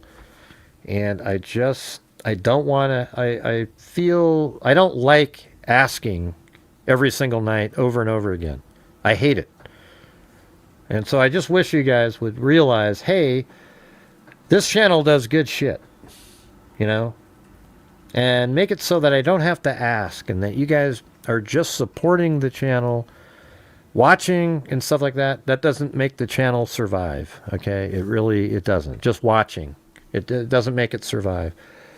This is what I do. This is what I do here. And I'd like to be able to continue to keep giving as well, because that's what we do. So if you guys can help support the channel, that'd be great. You know? Yeah, it is a struggle bus. Great word. That's exactly what it is. If you're not doing conspiracy theories and selling bullshit, YouTube doesn't promote your channel. All right? You probably are aware of that, right, Blake? Hey, look at Jim Lawn has a challenge up there. Wow, we actually have a challenge, for God's sakes. It's amazing. So we have Wild Bill Wassman. We need 4 more of those. Okay? He's got a 5 for 5. So if 5 of you donate 5, he'll donate 5 all by himself. If 5 of you donate 1 membership each, he'll donate 5 all by himself. It's hard to explain it sometimes. You need a little intro that mentions the good work to play at the beginning of a show. Yeah, people don't seem to care that much. You know, the trolls don't give a shit that we've donated $298,000. And the reason they don't care about it is because it makes them look shitty that they're trashing the only channel that literally gives that much, or even close to it. Like, how much has the lab given in charity out of his own money that he's brought in? You know, super chats, ad revenue, that kind of stuff. And the answer is 0. You know, that's the answer to the question.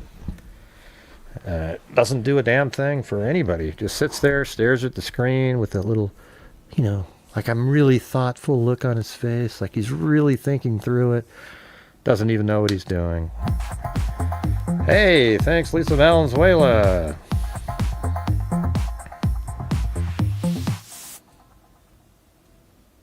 Let's do a cold case. Huh? I don't get it.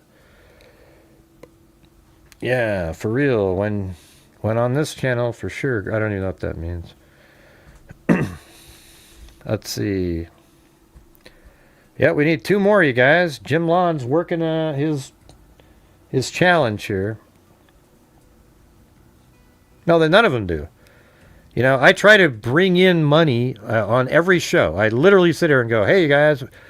And some people don't like that at all. But if I don't do it, we're not doing anything. All right. So I try to bring in super chats. I try to bring in channel memberships.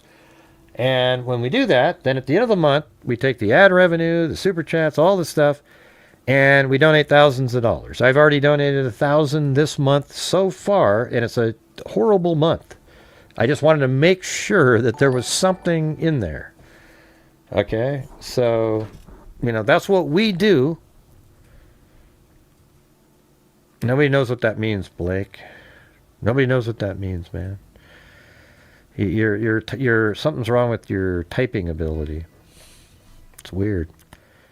Hey, thanks, Mike. So we got 4. We need 1 more. Who's going to do the 5th one there?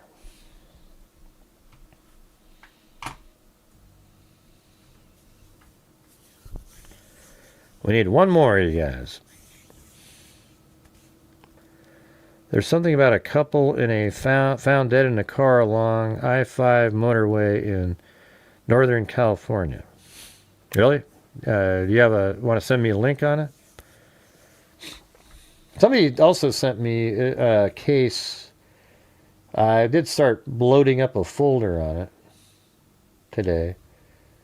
It was, and it's one that I put in a folder in 2024 regarding a possible Rex Heuermann, but I hadn't really looked at it. There was nothing in the folder that I had. And it's like this missing person case. Yeah.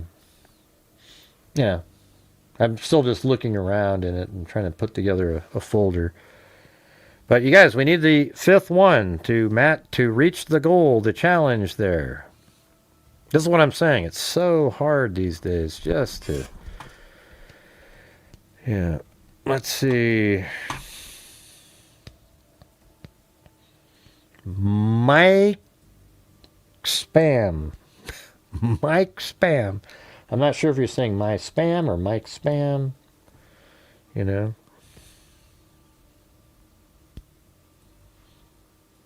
Well, there's Wild Bill Wassman again because nobody else could be bothered to step up.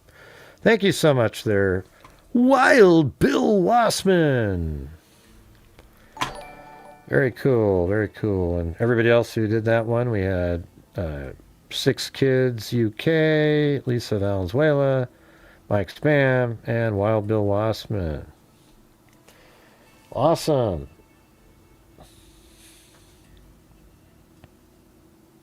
Well, did you send me the one that you were just talking about with on the i5? Let's see if we can find something.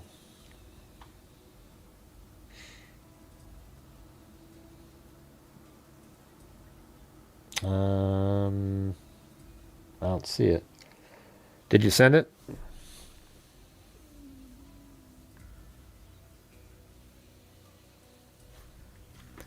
Is it just now?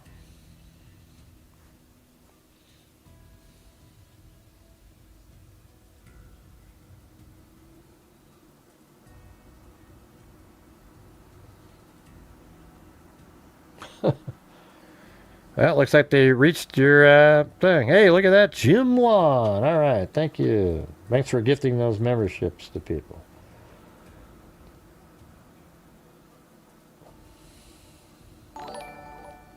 Hey, we're almost at 66% now.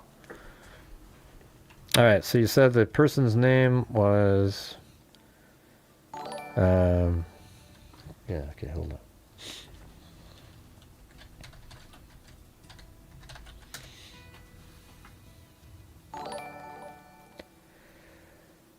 All right, let's see. A beloved Bay Area couple, longtime supporters and patrons of the San Francisco art community, were found dead inside their vehicle along a stretch of Interstate 5 of Redding. Oh, and by the way, you guys, when I say we donated $298,000, it wouldn't happen without all of you guys, you know, and of course there's the ad revenue and all the other stuff that comes in, you know. And that's how we're able to do it, right? But when you listen to the trolls, what they always say is shit like, he's donating other people's money. And it's like, ugh, that's, hold on a second. Ugh, I just got a cramp in my left, ugh, shit. Ugh. All right, I gotta go get some electrolytes. I forgot to, holy shit. Got a cramp in my leg there. Hold on.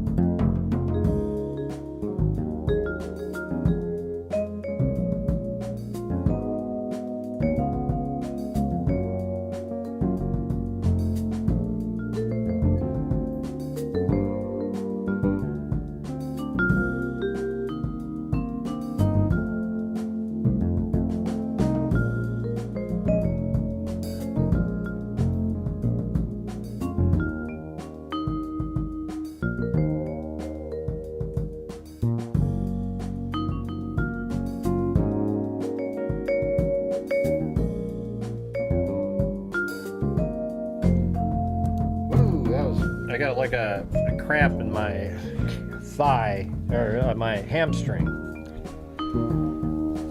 I've had those before. I could tell it was just about to start, so I had to quickly stretch it out of there. I one year I was playing golf in like an 80-degree, maybe more than that. It was like 90 outside. And then when I was done, I was sleeping, and I started cramping. I got cramps everywhere. I got like both hamstrings, the front of the leg, quads, it was just ridiculous. So we actually had to call an ambulance. I mean, it was so bad, I didn't even know what the hell was going on. So we got an ambulance to come over, and they came in there, and I was just shaking all over the place. And they're like, wow, what's going on? And they just had me drink some salt water. You know, put some salt in a glass, stir it up, and drink it. Yeah, that shit is incredible. I could literally, like I'd say within 15 or 20 minutes, I was kind of back to normal. But, man, it's brutal when I get them. Yeah, the hamstring ones, jeez. And then, you know, the worst was when you have a hamstring cramp, and then you try to stretch out the hamstring cramp, and then you get one in your quad, you know? Like you get one in your quad right after you stretch your hamstring, so you can't win. Like every direction you go, you get another one. It's just horrendous. That's when you know you got a problem. Anyways, I'm going to do that story here in a second, though. But hey, guys, let's see if we can get the support for the channel up. We're still not at 66%. We're $15 short of that, and we're not even like we are 23 channel memberships short of reaching the goal tonight. So somehow during the show, if we could do that, that'd be great. It is a nightmare, especially I get it when I've in the sun and you've sort of sweated out all the salt that's in your body. You know, yes, yeah, the calf ones hurt. Yeah, it's like I had them all. I had calf, like those times I get them in my foot, calf, quad, hamstring, and then it usually kind of just stops there, but you're just in such a bad place. There's no way to recover unless something... Man, I don't know what you do if you're out in the middle of nowhere and you don't have any way to deal with it. I think you're just screwed. By the way, I had... what is it? Oh, yeah. Yeah. Do you guys ever eat In-N-Out burgers? They built one over here, and everybody's like, oh, yeah, these are the great... They suck, man. Their fries are terrible. What is In-N-Out Burger? It's like, it's one of the worst.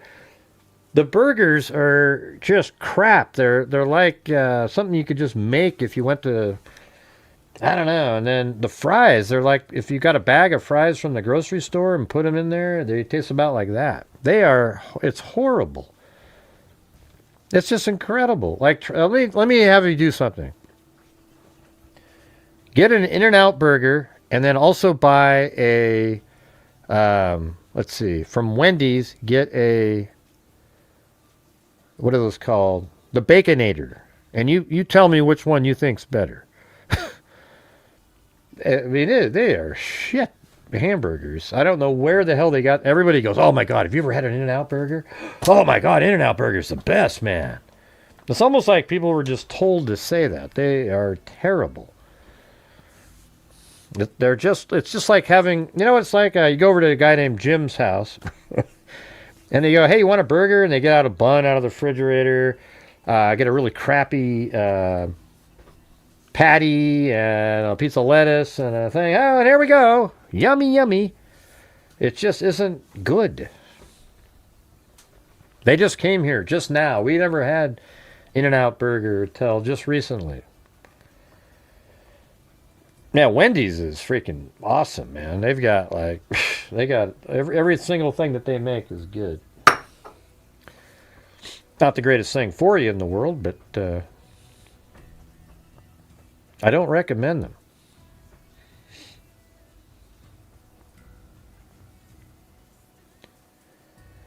Yeah. All right, who's going to do another challenge in here? How about somebody else do a challenge, and then I'll do a challenge, and then maybe we'll get close to the goal. All right. Oh my God, yeah, they aren't good at all. I'm telling you, the fries are, I mean, just they are terrible. They taste like the fries that you get when you go to the grocery store, and then you try to put a bag of fries in a air fryer and hope something, and it's just so bad. I mean, a day old McDonald's fries taste better than these. All right, but let's see if we can get one more challenge in here, you guys. We got to do it. We're just keep struggling every night. All right, here we go. Let's go through this. A beloved Bay Area couple, longtime supporters and patrons of the San Francisco art community, were found dead inside their vehicle along a stretch of Interstate 5 north of Redding, according to law enforcement and multiple media reports. California Highway Patrol Lieutenant Josh Smith said Judith Sheldon, 84, and her husband, Willie Sheldon, 86, were on their way to Oregon Shakespeare Festival. That's in Ashland. Here, I'll show you where that is. Hold on. Let me just make a folder just in case. All right, hold on. But come on, you guys. Can we try to do another challenge or something in here? This is what I'm talking about, having to keep trying to get something to happen, because this is our fourth night in a row where we haven't made the goal on the back end. Let's see. So we've got Judith Sheldon and Wiley Sheldon.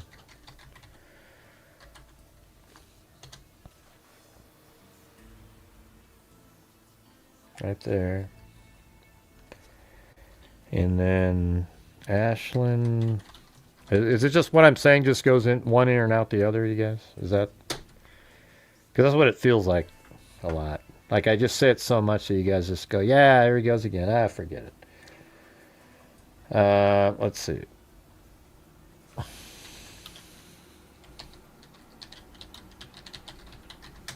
There's a place right, yeah, it's right in there, see? I think they have these, yeah, right there. This is where they do their Shakespeare Festival. That's pretty cool. This is where Ty Burrell actually did some stuff there.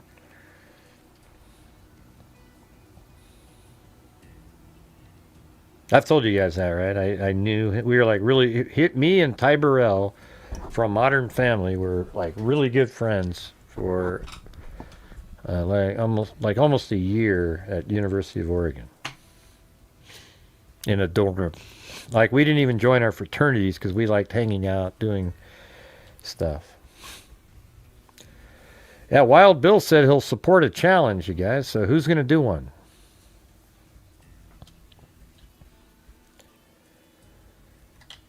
Shakespeare Festival.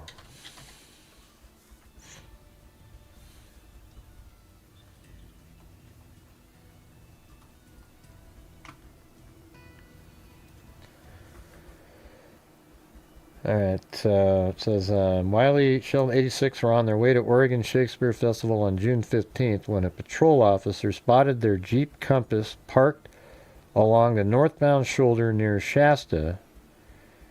Near Shasta? Near Lake Shasta. Man. It's like I hate when they're not really... Maybe we can find one that's more specific.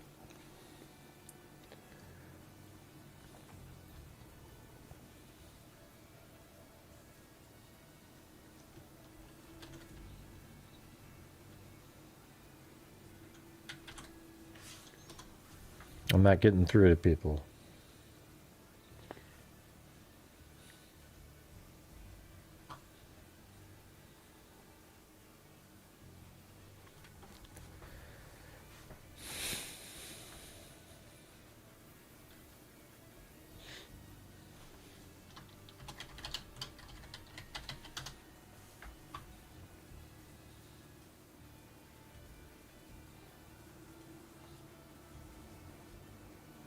This is I-5. I'll just put a pin around here for now.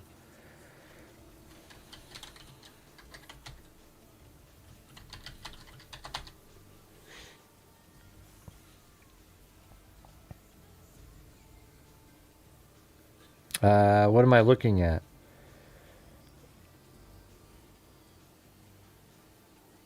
Oh, Wild Bill's doing a challenge? Is that what we got? But then you're not the one that's going to support the challenge. All right, you guys, we have a challenge up there by Wild Bill Wassman. So we need 5 individuals to donate just one $5 anything. And then he'll match all 5 of those.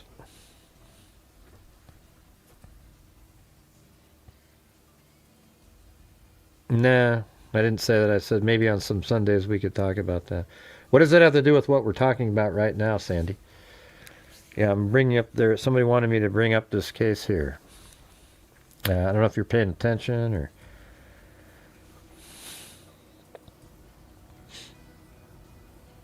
So Bilbo got 5 on it? All right, we got Jim Lawn. He got 1 in there.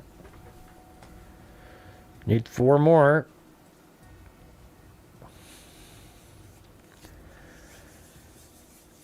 Okay, and this was 5:45. 5:45 p.m. Car found near here somewhere. Thank you, 6. You know what? 6 Kids UK. I have a look at this. Hold on a second.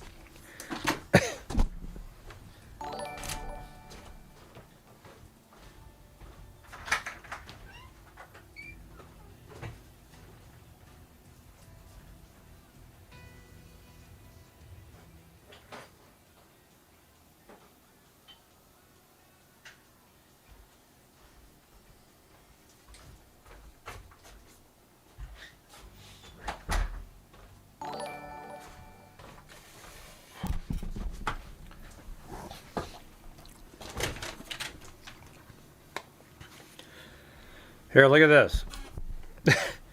I mean, this looks like exactly what you have on your picture. Here, look at it. This is like my wife's measuring tape.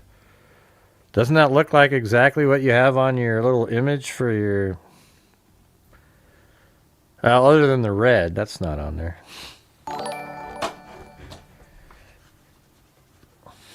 Hey, look at that, man. You guys came through for Wild Bill Wassman and the Great Hughes Investigates YouTube channel.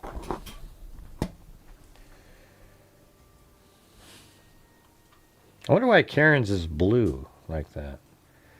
That doesn't make any sense. It does look kind of similar. Every time I see your image, I think of that. A measuring tape.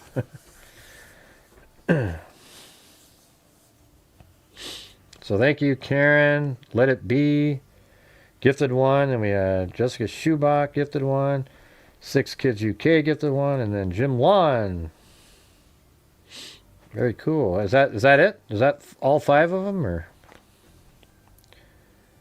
what's a blue? What do you mean a blue? What do you mean? I don't know what that means. I don't know. Well, it says 5, but your blue is usually like $2 or something.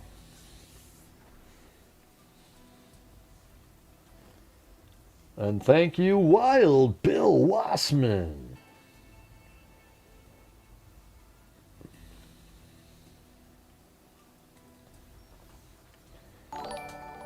Patrons of the Bay Area arts and culture communities were found dead in their vehicle On I-5, a second officer responded to the scene and helped administer medical aid, though both were ultimately declared dead at the scene. Born in Los Angeles in 1942, Judith was the daughter of Margaret Talichet, who starred in the numerous 1940s-era films, including A Stranger on the Third Floor and It Started with Eve. Her father, William Wyler, was an Academy Award-winning director who famously helmed Ben-Hur, earning one of his 3 Oscars for Best Director. Well, that's pretty sweet. Ben-Hur's sweet. Charlton Heston. Hey, if you want to watch the original, what's that movie with, what's it called? I Am Legend. If you want to watch the original called Omega Man with Charlton Heston, you should check that one out. Yeah, that's... Sorry about that, Wild Bill Wasserman.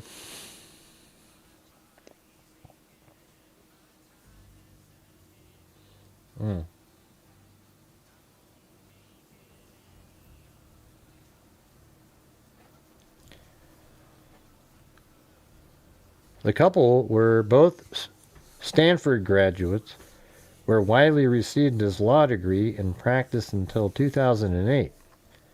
They were longtime residents of San Francisco. Maybe we can see if I can find them. Let's see, the Judith Sheldon. There's probably a few of those people. What's his name? Wiley's not very common, though. Wiley Sheldon.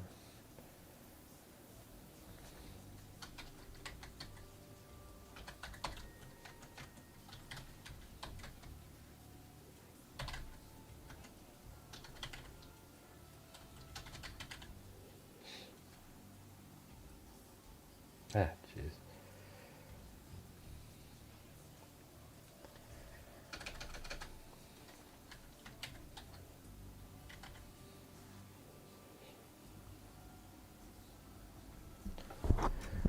Wiley Sheldon, and how old did they say it was? 86. I think I found it right out of the chute there.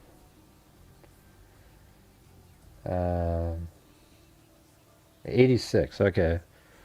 So let's see, and then his wife would be Judith, right? Contact information. Relatives. And there's Judith. Okay, so this is going to be the same. Let's see. Address history. Okay, well the latest address is that's in here in Ben Verified is this one. Let's see if it's in San Francisco. Yeah, doesn't really look like San Francisco. Looks like some sort of a vineyard of some sort. Okay, here's the address in. Let me put that one in there. They have this one.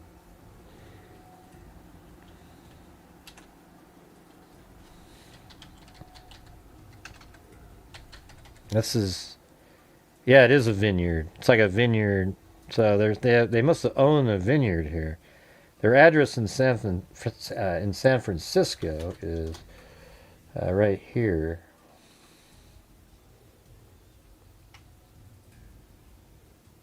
Really close to my father's alibi house. Look at that. That's crazy. So they live right here in this house. In this one right here, 1965 on the left.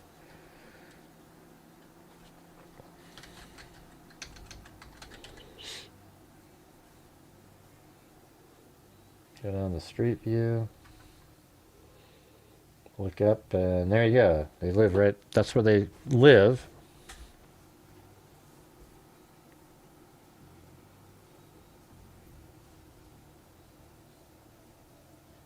What are you talking about?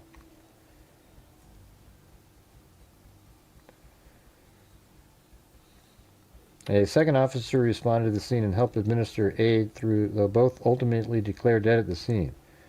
Born in Los Angeles, okay, forget that part. What's down here? A chairman on the festival board, Judith, were known. Okay, I don't really care about, how they're known and stuff. How about this one? I guess that's them right there. I don't know if I can see this.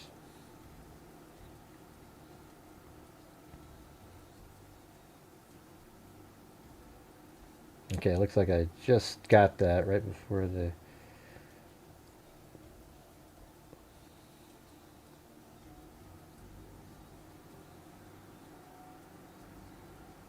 So they're just found dead on the side of the road. Director and her husband Wiley were traveling to Oregon on a hot day. Their deaths are under investigation. 3 San Francisco couples set out Monday for their annual road trip to Ashland, Oregon. See, I told you.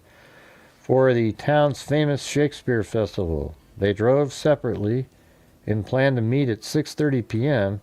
It's kind of old to be driving that far, in my opinion. Yeah, 86. Let's see. They had booked a table for 6, but only 4 showed up for dinner. Judith and Wiley Sheldon were found dead in their running car. They had booked a table for 6, but only 4 showed up. Okay, let's see. Well, they drove separately and planned to meet at 6:30 p.m. on the terrace of their favorite Japanese restaurant. Okay, let's see. Not that it matters. I'm just trying to put it all together here.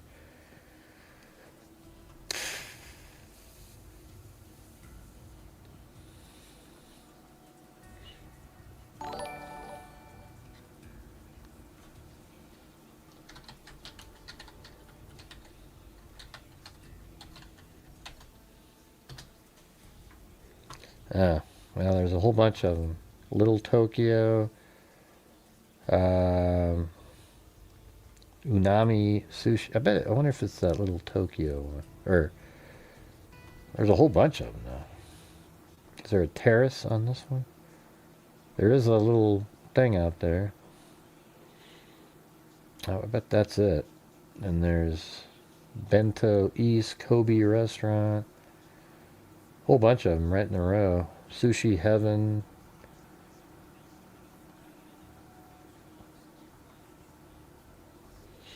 I guess we don't really know.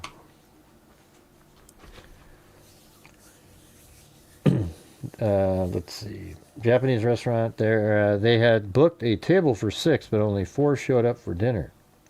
Judith and Wiley Sheldon were found dead in their running car on the side of the road to Oregon, shocking their friends and family and leaving a hole in San Francisco's art and film world.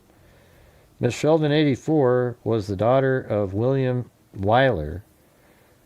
Yeah, okay, you said that earlier. But you know what? But the thing is with the air conditioning, if you're in a car, sure, it's hot outside, but if you open your window up and you're driving, it's, the wind makes it a little cooler. It's not like, I don't know, that'd be weird to die from heat in something like that.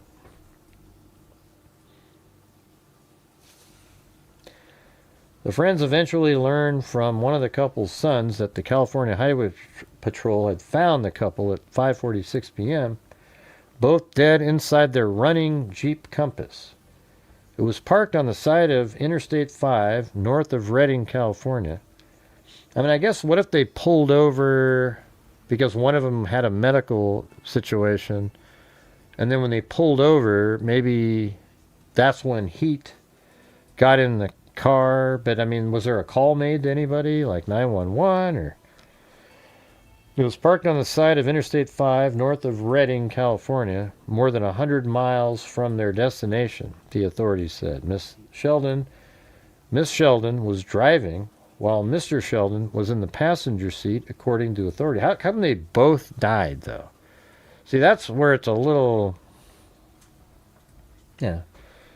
I mean, I guess you could have pulled over to help one, and then your windows were down, and even without your windows down, it could have got really hot in that car, and then that because of the heat, it overwhelmed you quickly. But it's really strange to have both people die. But remember, we had that one case a couple of years ago where the couple, I think it was also in California, where they were walking, they took a hike with their young, kind of like toddler or infant or whatever. And they went with and a dog, and they went walking down a trail. And then it got so hot outside on the walk up that all four died. The dog, the baby, the mom, and the dad all died just on the walk up in that case. It was crazy. So sometimes weird crap happens. This isn't as weird as that. You know? The Redding area on Monday was under an extreme heat warning. Yeah, I mean, you're talking about, it was 109 degrees. That is ludicrous. That is like you could cook an egg on your car probably. Yeah, remember the algae blooms? Yeah.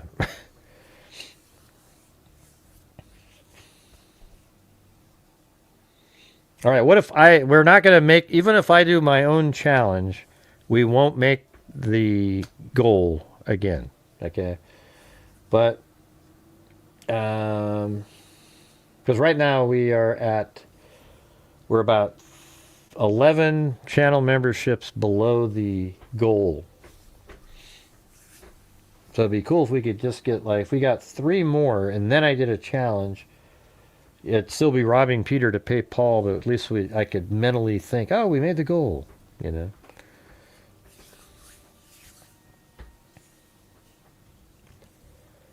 Mr. Smith said he learned from the son that the couple had been found without any water or other liquids in the car.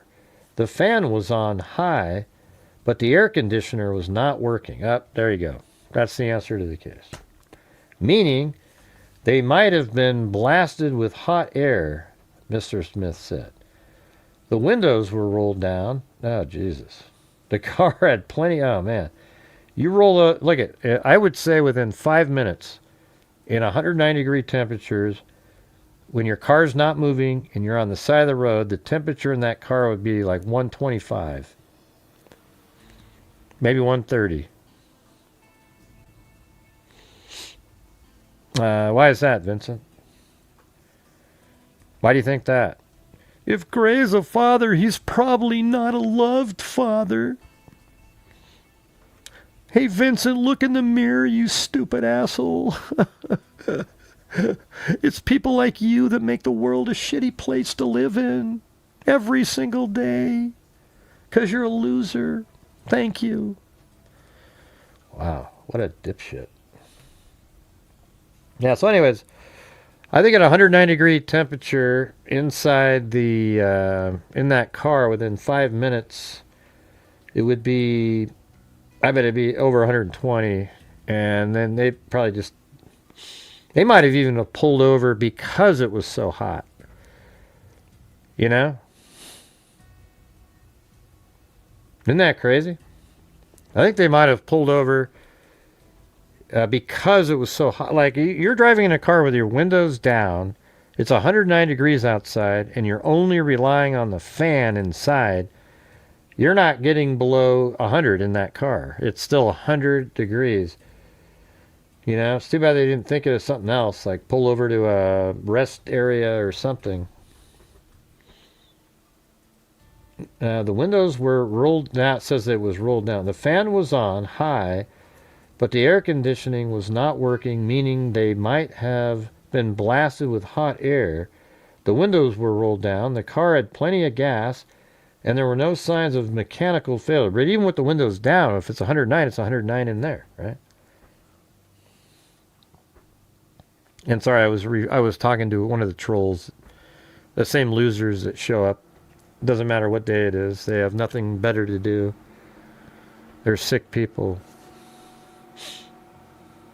Wow. Hey, thanks, Paul Ayers. Man, there you go. I think, man, that might be, we're getting close. Yeah. So now it's just, I think we just need 3 more. So what if I did a 5 for 5er? Then we'd get to the goal, and then I'd also be donating channel memberships to people. Thank you, Paul Ayers.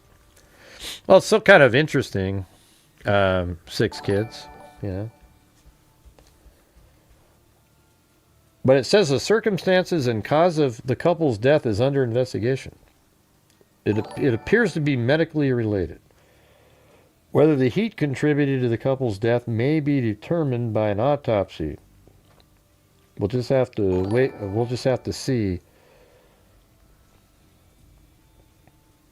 Yeah, well, I think that's probably what it's going to come down to. Anyways, thanks so much up there to Paul Ayers.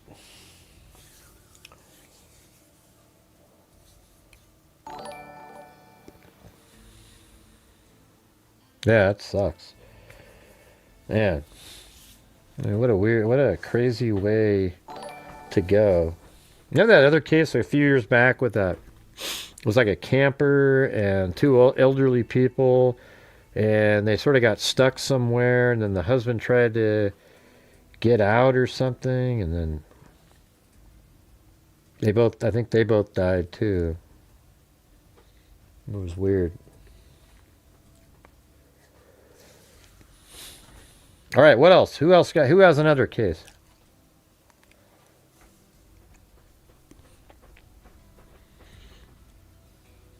Anyways, thanks, Paul Ayers. He was a lifesaver. We weren't going to become close. But how about I'll do a challenge now, you guys. It'll be the last one. If you guys do 5, I'll donate 5 myself. Yeah, that's my challenge. So, if you guys donate 5, all 5, 5 of you do 1 channel membership or a super chat. I'll donate $25 worth. All right. You want me to do a cold case? How do we... Okay. We'll do it like this. Let's open up... This is a cool website for trying to find something like that. I think Clancy must be looking over at Chris, and Benny's just eating one of his... Don't all get started at once, everybody. But yeah, if you guys do 5, then I'll donate 5 myself. There's Wild Bill Wassman. Now we just need 4 more.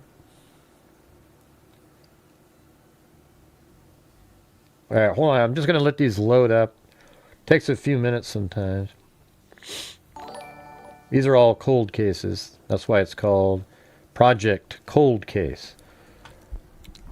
We could also do... I remember when we found Francis Beitelman. That was so random. That was one of the most interesting ones. Like Ohio has a cool database too. Let's see. Ohio cold case database. Yeah, right there. So you go to this one right here, see? These are old. This one's from 1981. Incident location, Oakwood, Ohio. Paulding County.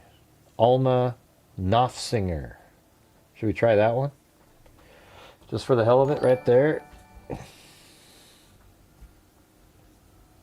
Gee, look at Karen's is blue again. That's so weird.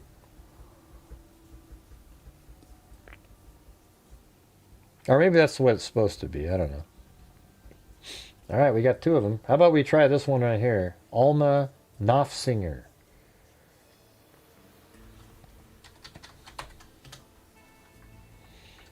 And that name is so unusual that I feel like I should just be able to type in Alma Knopf Singer, just like that, and then and that's all. When you put quotes around it in newspapers.com, it means that it has to be in that order. And then they're saying that's in Ohio. Wow, look at that. There's one in Portland. Okay, I guess I'm going to have to say Ohio. But you know what's weird is newspapers.com sucks for Ohio. But the other one that I use does have that. Let's see what this is. This is 2014. Arrest made in cold case. Paulding County Sheriff Jason K. Landers Friday reported an arrest has been made in connection to a cold case homicide from 1981. Landers reported Paulding County officers were assisted by the Defiance Police Department in the arrest of Stephen G. Knopfsinger. Oh. Is that a husband? He was arrested on a warrant on indictment for aggravated murder. The arrest was the result of a special grand jury held in Paulding Thursday in regard to the 1981 homicide on November 17th, 1981. Well, it sounds like he must have been, like, let go or something. Because it's still a cold case. Alma Knopfsinger. All right, you guys, let's try to do my goal, my challenge.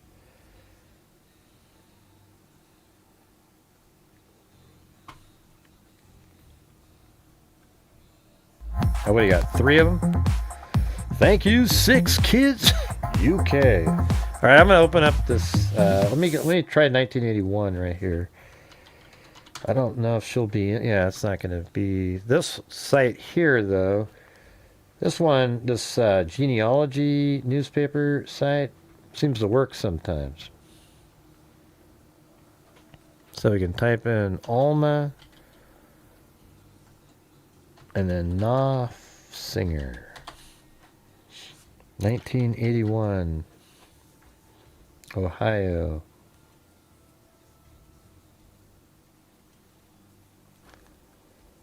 This one normally, man, it's brutal. Nothing. So we might not be able to do this one.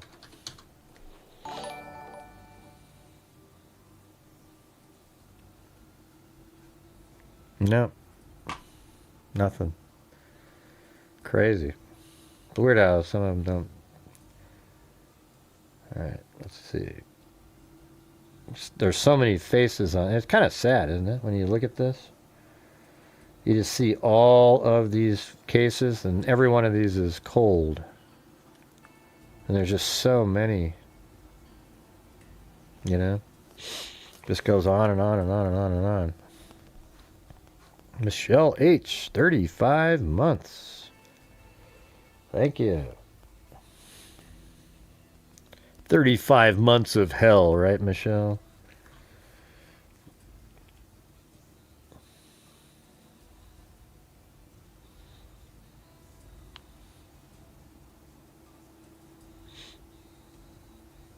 I actually got a really cool card from my kid. Both of them. You know, one doesn't write as much as the other one, but the one was really cool. You know, I think they care about me. I care about them. I mean, I think I've been a good dad to them, even though, you know, like a lot of times they weren't even here.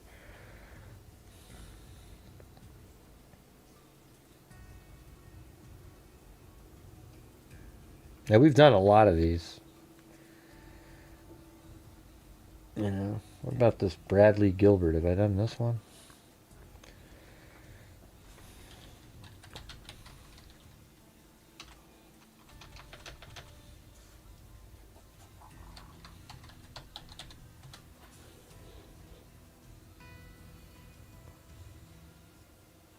Oh, there it is. Bradley Eugene Gilbert. I did that one. It says, house abducted from, body found north of Vernon. You went to Chillicothe Elementary. Crazy. Yep, so I did that one.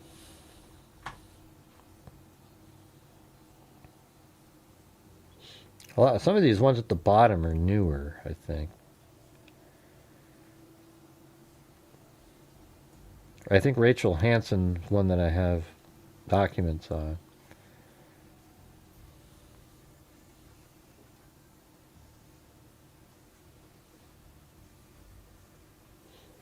Brenda Baker, unsolved homicide victim, December.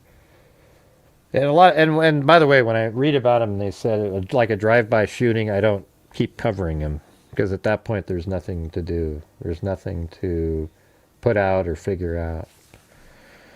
But hey, guys, we need 2 more gifted memberships up there to reach my challenge, and then I'll donate 5 memberships myself. What are you talking about, Karen?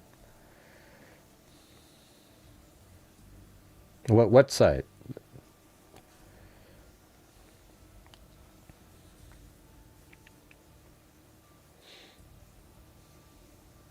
That's Project Cold Case. Yeah.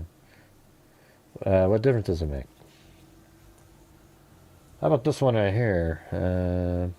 Yeah, let's look that one up. All right. Here we go.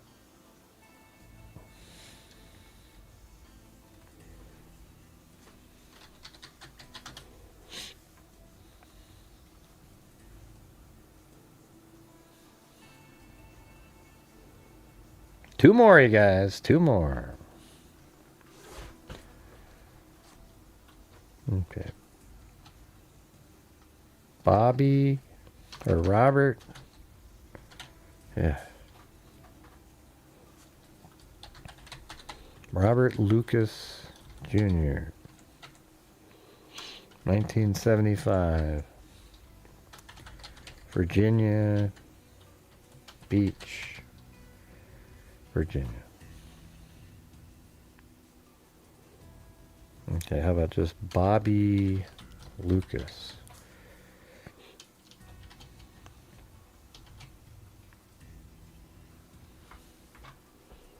Yeah. How about just Lucas? Probably have the basketball. Nothing. All right, how about get rid of that? Bobby.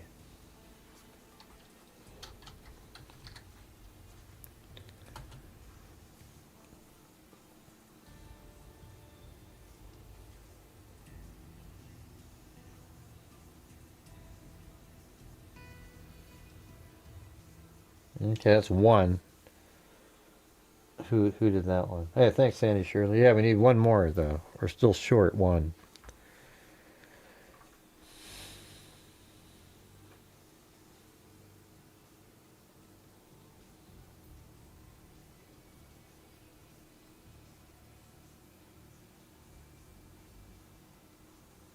Jeez. That's not, that doesn't have anything. How about, what was his other, Robert?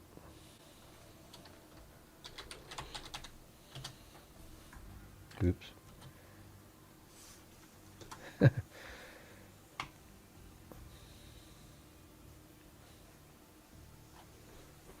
Oh, wait, that might be him. No. Jeez, what are the odds of that? Look at that. Robert Lucas Jr., Robert Lucas Jr. They're not the same person, obviously. Man, that's crazy. And what was the month? November? So that's later. Let's put that in there. November 1975. Throw that in there.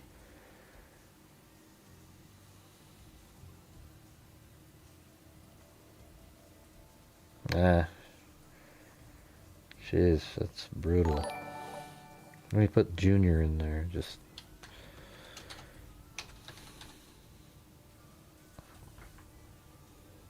Okay. Well, let's see. Put that other guy in there again. And that person died too, but Wow, that can't be. What are the odds of that? Man, that is November 1975. Another person named Robert Lucas Jr. in, well, that one's in Anchorage, I guess. So it didn't put Virginia down. Okay, I'm gonna go on to the next one now. Too difficult.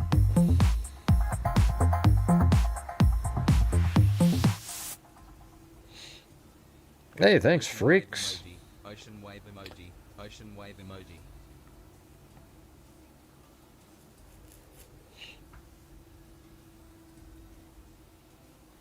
There we go. All right.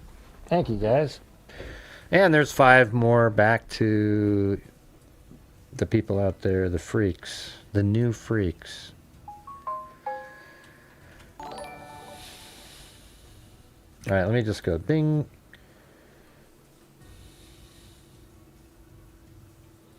Have we done this one? Eileen Kelly. Let me see.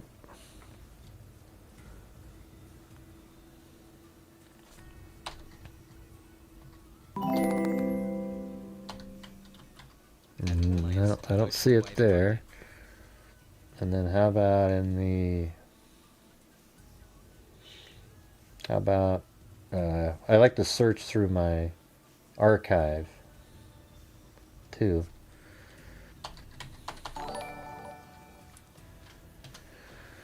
Let's see if I can find it. Thanks, Wild Bill Wassman. Again.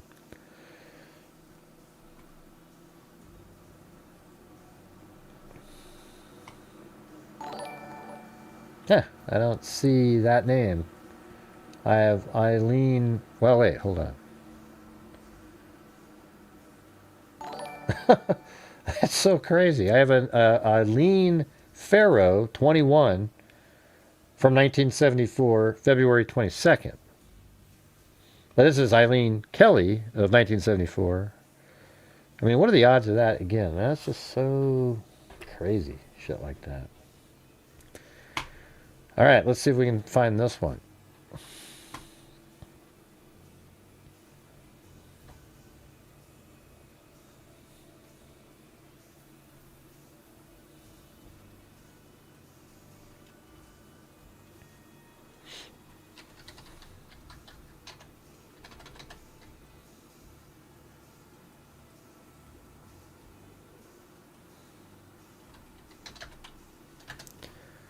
All right, Eileen Kelly. December 1974. Washington. Or I guess District of Columbia right there. How about forget that? I bet it's somewhere out in that area. December 1974. New Jersey? No.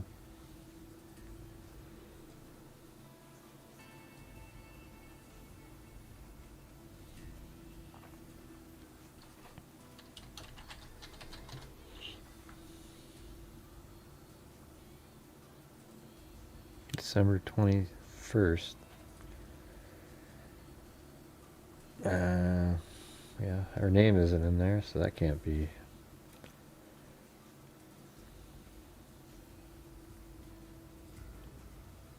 Jeez, brutal. Man, some of these are just... Usually they show up, but man, the ones we've had tonight are not good in terms of being able to look them up. Eileen Kelly.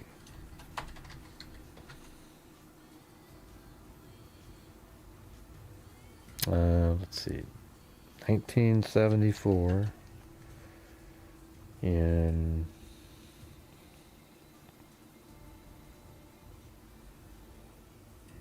maybe like Maryland, maybe.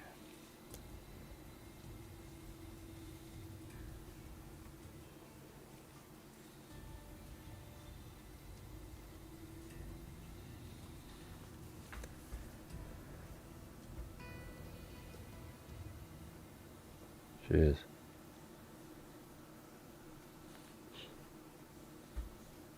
Nothing about anything, anywhere at all in 1974.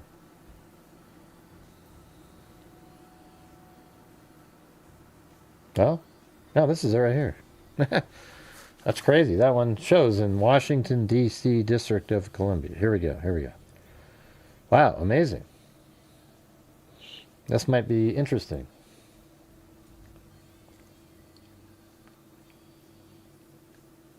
Wow, another Eileen that I covered, 1975. I guess that's just sort of when you have that name. Eileen Marie Kelly. All right. And maybe that's... Oh, that was just... there's no E at the end.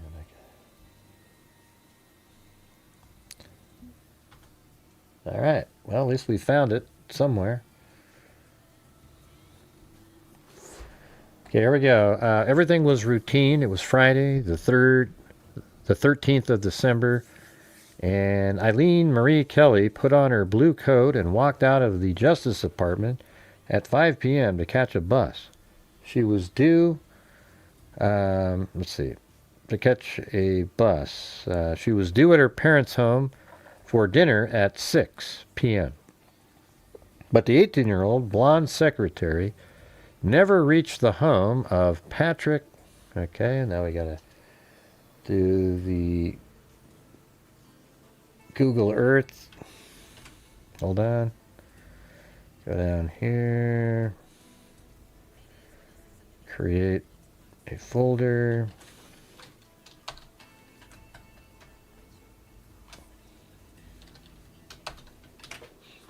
Okay, Eileen. This is 1974. This might be interesting, I think. 1974. You guys interested in this one?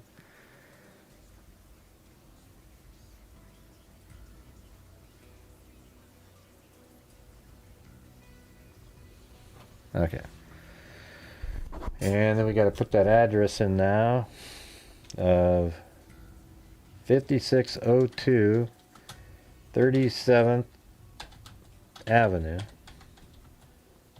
Hyattsville. There it is. Hyattsville, Maryland. There we go. Yeah, so apparently that's where her parents live. Right there.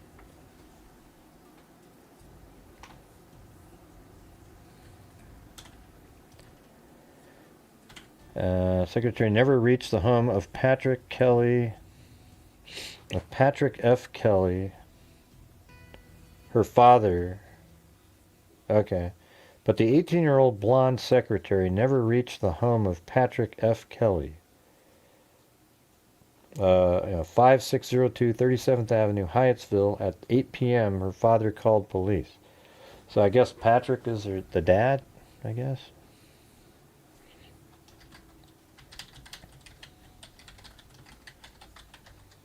Patrick Kelly. Alright. Alright, so we got all the key, that stuff in there. Let's see what that looked like.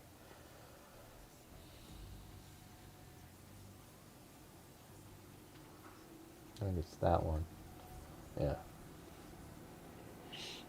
Alright. And it says, but the 18-year-old blonde secretary never reached the home of Patrick F. Kelly. And then it said at 8 p.m., her father called police. Man, that's only 2 hours later. It was pretty quick.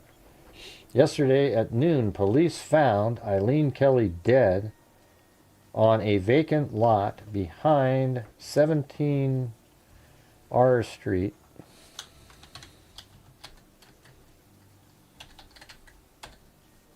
Okay. Street Northeast.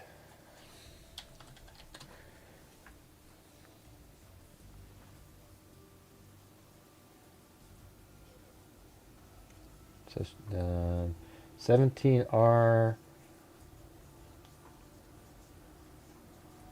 I think it's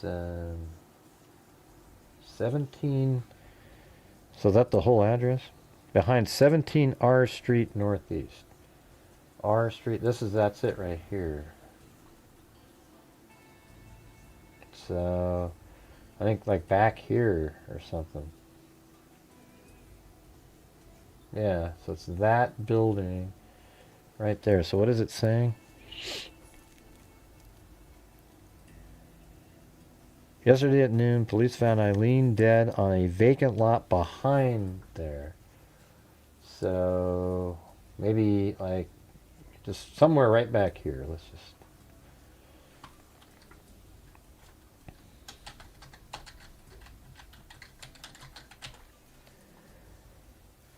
All right. So is there a street view back there? Yep. Yeah, so maybe like this was vacant and she was found right back there. I don't know. But that's what it says anyways. On 17 R Street Northeast. There was a gash on her head and she was fully clothed except for the blue coat with white trim that she was wearing when she left her job. It was not immediately known how long she had been dead, police said. Miss Kelly's father said today that she last was seen putting on her coat and walking out of the Justice Building. Okay, where's that?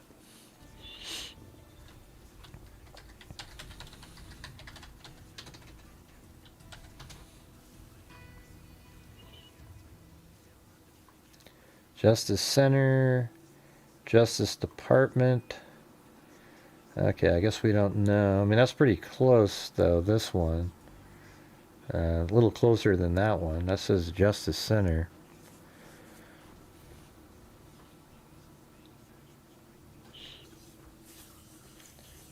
Seen putting on her coat and walking out of the Justice Building. She got off an hour early that day, he says. We aren't sure she got on the bus. When Miss Kelly failed to show up for dinner, the father decided to call police because it was not in her character for her to disappear and was contrary to her regular habits. Miss Kelly, a June graduate, so we need to go to A6, and we're currently on probably A1, I would imagine.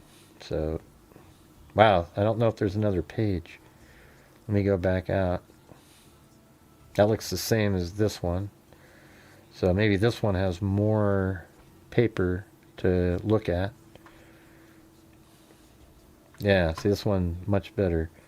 So we're on page 1. We go to page 6, I would imagine. Or I guess just go 1. Let's go put a 6 right there.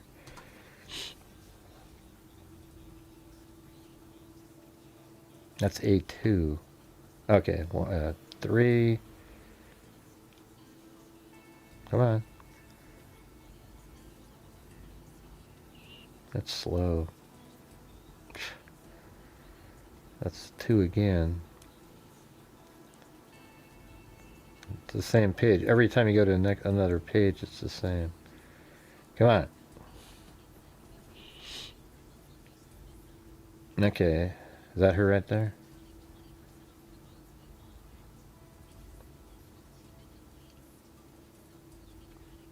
That's weird. That kind of looked like that same girl.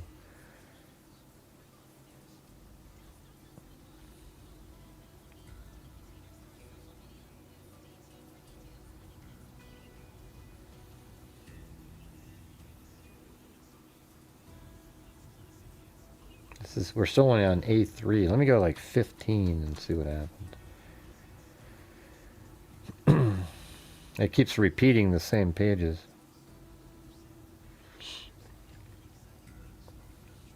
Okay, is that A8? Okay, now I gotta go back to 13 maybe.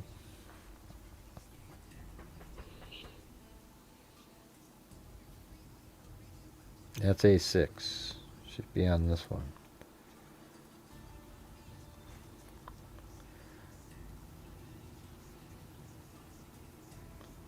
Oh, there it is. So she's a graduate of Elizabeth Seton Hall, or Seton High School in Bladensburg. Where the hell that means. Went to work at Justice right after graduation. She shared an apartment. Now we can get her apartment. I don't know if it's the same one. At 5308. Is that the same one? No, it's not. So she was just going over to her father's house for dinner. 5308 85th Avenue, New Carlton, Maryland. This is where she lived, right there, in these apartments.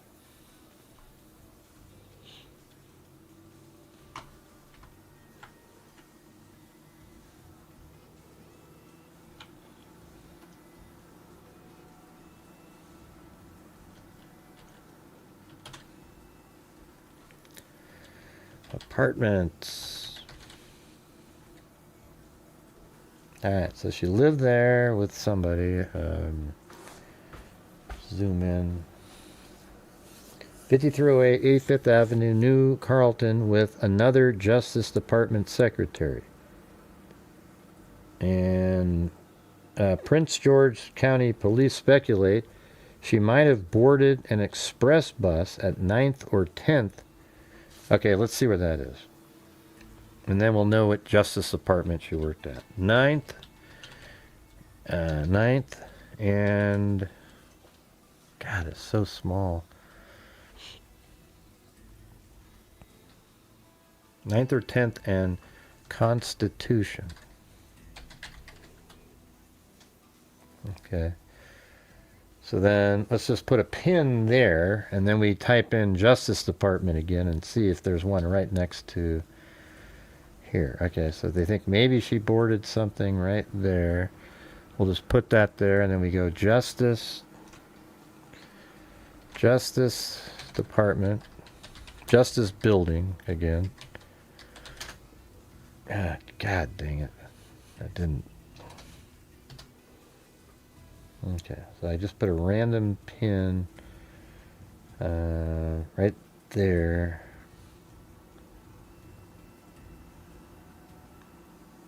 How about Justice Department?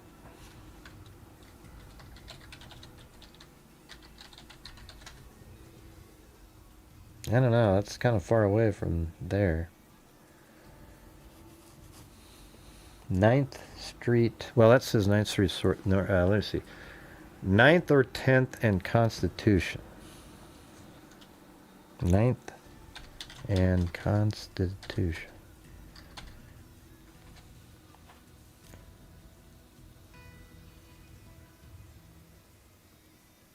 Okay, this one's moving over to the right place.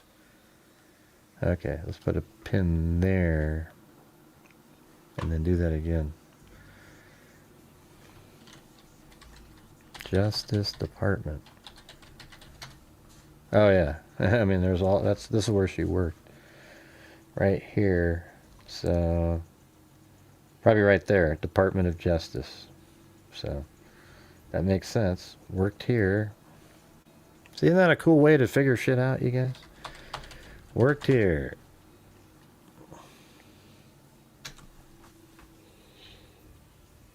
Now you just have to get rid of that thing. We don't need that one. We also don't need the one that was over here. And we got it all dialed in. See? It's the outside the box. So anyways, the express bus. Okay, so Georges County Police speculate she might have boarded an express bus at 9th or 10th and Constitution and headed towards Prince George Plaza near her parents' home.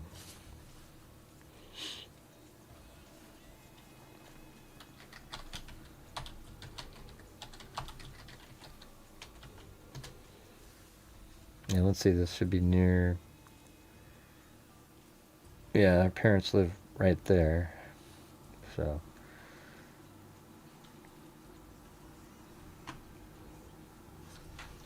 Prince George Plaza. All right.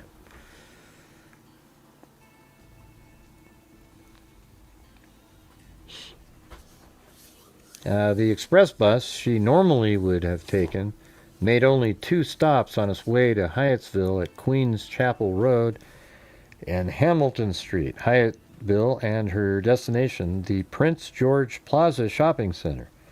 The autopsy was scheduled today to determine the time and cause of her death. All right, so this is December 23rd.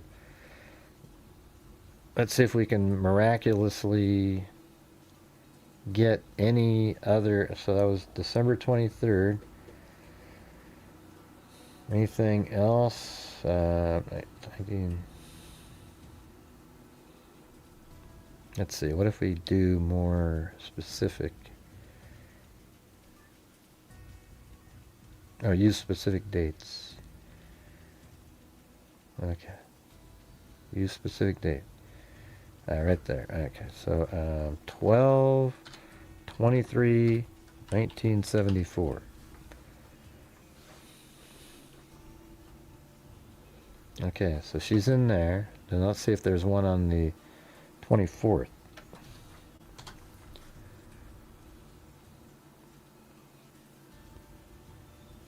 Okay, well that's more information the next day.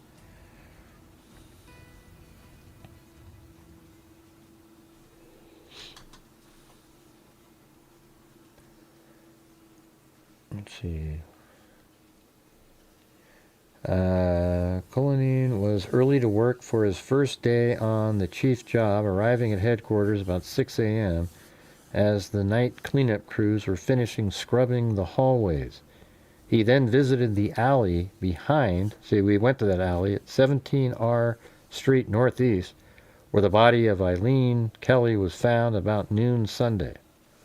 Later he was briefed on the progress of the investigation, but said he probably will not have much time in the future to get so involved in a particular case. I'm not sure what that was about. But let's see if we can find another one. Those all look the same. So now we go to the 25th, I mean. Usually early on is when you get, let's see.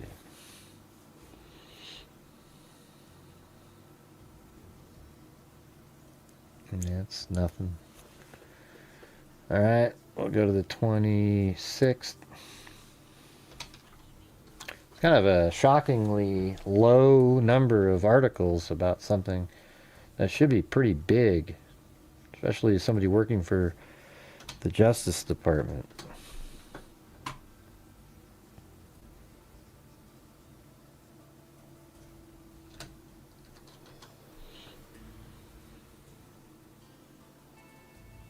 Yeah. See nothing. Oh, what do they have? They had it in District of Columbia, right?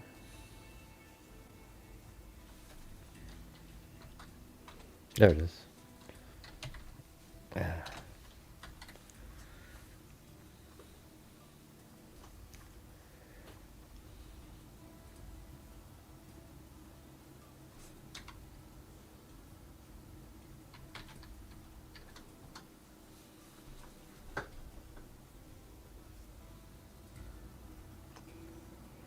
Twenty-fifth. Okay, let's try 1975. This is kind of late in the year, so definitely could be a lot more stuff going on in 75.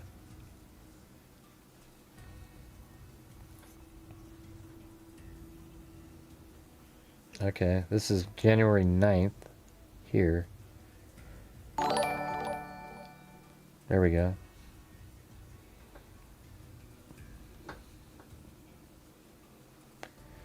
Witness wanted. Not one witness has come forward with information on the whereabouts of Eileen Marie Kelly after... What is this?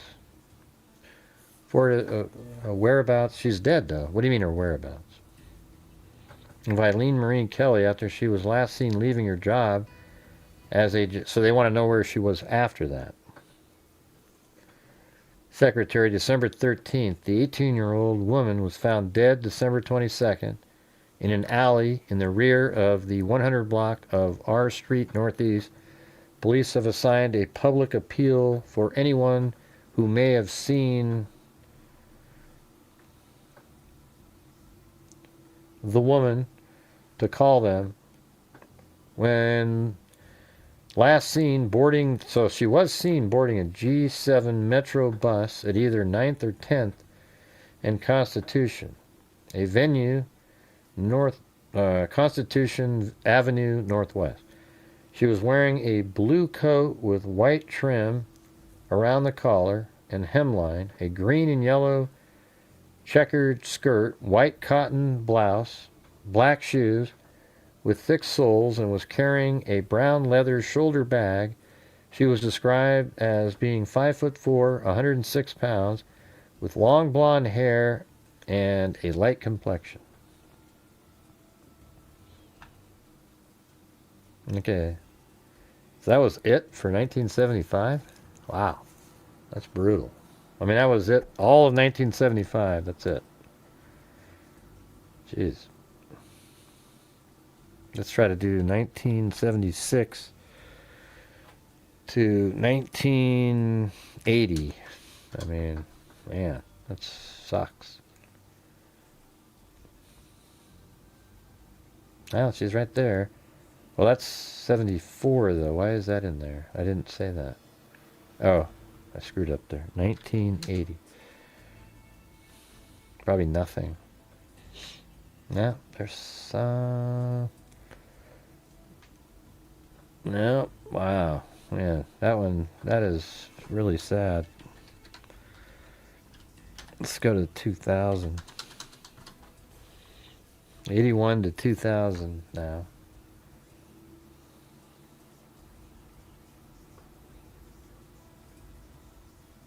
No? Okay, now we're going to relay on Google. Who killed Eileen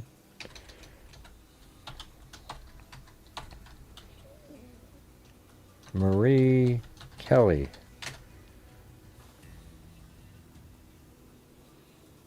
Okay, they actually have it. The murder of 18-year-old Eileen Kelly in December 1974 remains an unsolved cold case. The attack of Eileen Kelly occurred in Washington, D.C. with these key details. Kelly vanished on December 14, 1974, after leaving her job as a secretary at the U.S. Department of Justice. She had been planning to meet her father in Hyattsville, Maryland. This is all the stuff we just figured out on our own. Maryland, to sign car loan papers. Her partially clad body was found in an alley on R Street Northeast on December 22, 1974. An autopsy determined she had been sexually assaulted and strangled with a section of her... See, this is stuff that wasn't in the... We didn't have that in the articles. But she was actually sexually assaulted, you know, the R word, and strangled with a section of her pantyhose wrapped around her neck. The D.C. Metropolitan Police Department's homicide unit continues to investigate her death. While the case has lingered for decades, cold case investigators later explored the possibility that she willingly accompanied her killer, though no suspect has been publicly identified or convicted.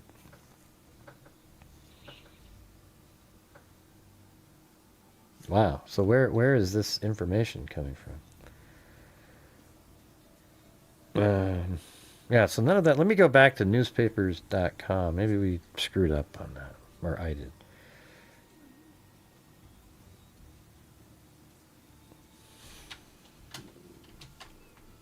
Eileen Kelly.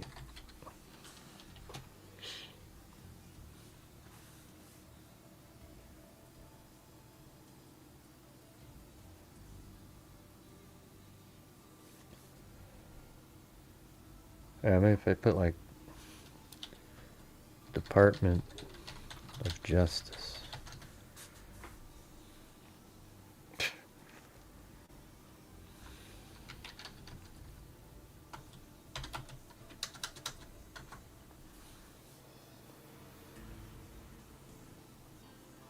No. Man, that's wild. There's like nothing on her. Who killed Eileen Kelly? Okay, well, there's something. DC, I mean, especially with a sexual assault, man, they should have something. 2 weeks before Christmas in 1974, this is the Washington Examiner, and this is written in 2006. So, this one's pretty interesting, actually. Police and the FBI are banking on advances in forensic technology to solve homicide. 2 weeks before Christmas in 1974, Eileen Kelly disappeared after leaving the Department of Justice, where she had gotten a job as a secretary in the Economic Litigation Section. She was supposed to get on a bus to Hyattsville to meet her father to sign loan papers for an AMC Gremlin she wanted to buy. She never showed up. On December 22nd, 1974, her partially clad... Was she alive? Like, how long was she alive for? I mean, she went missing. What day did she go missing on? That's crazy. So somebody may have held her somewhere. Because this is December 22nd. And so, let me go back.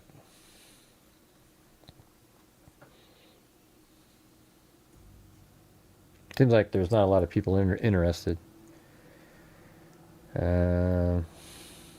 Nobody's typing. She was due at her parents' home for dinner at 6. So everything was routine. It was Friday the 13th. Wow. So why she's found... I mean, how long was she in this lot for? Because that seems...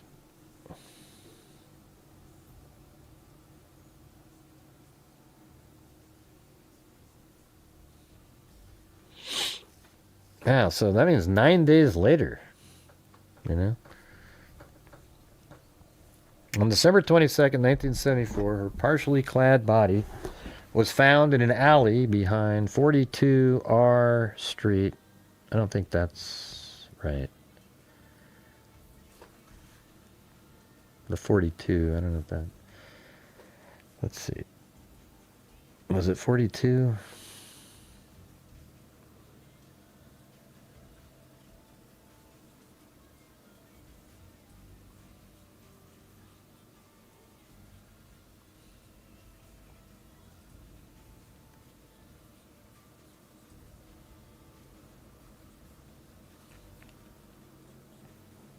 See, it says 17 R Street. Let me see what that one looks like.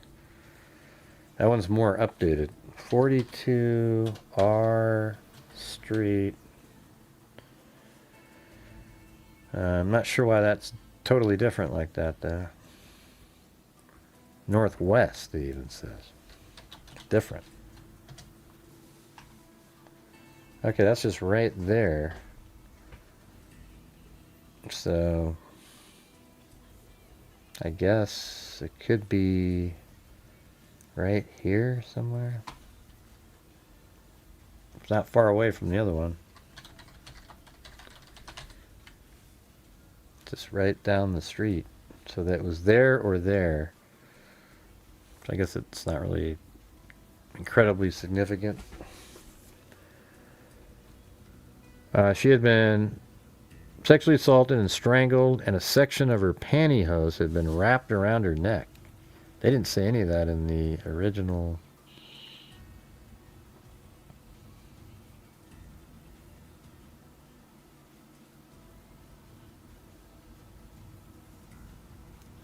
"40 years ago, this evening,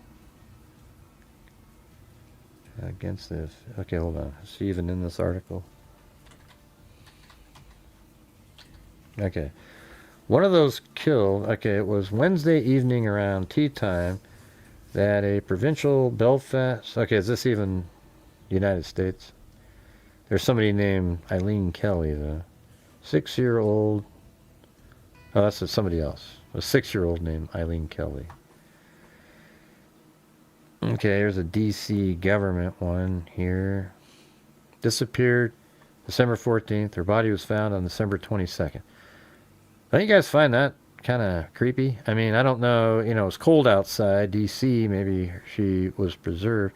Well, here's a, what's this thing? She disappeared on December 14th, 1974. Her body was found on December 22nd in the unit block of R Street Northeast. Whatever the hell that means.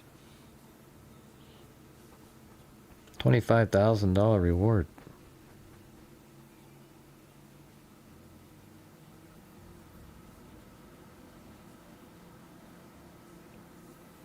I can't get out of here now.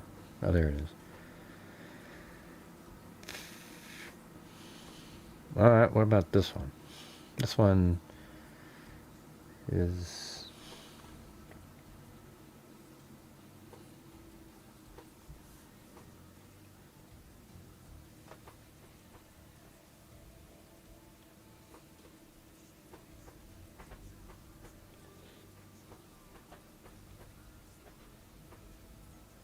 Come on. It's been 35 years since 18-year-old Eileen Kelly disappeared. She was eventually found dead.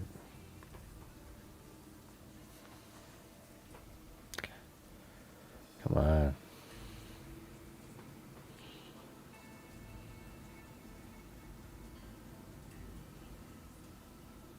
Oh, I see. This was longer.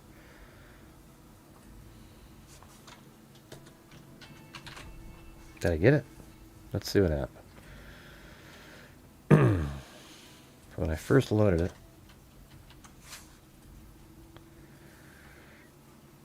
That's too bad. There's more in this article, though.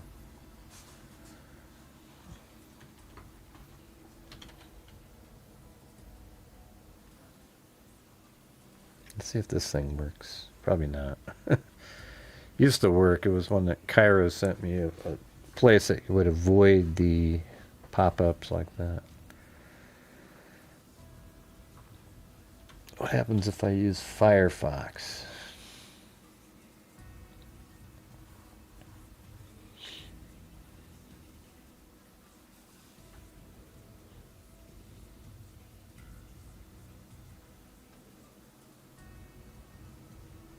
Okay.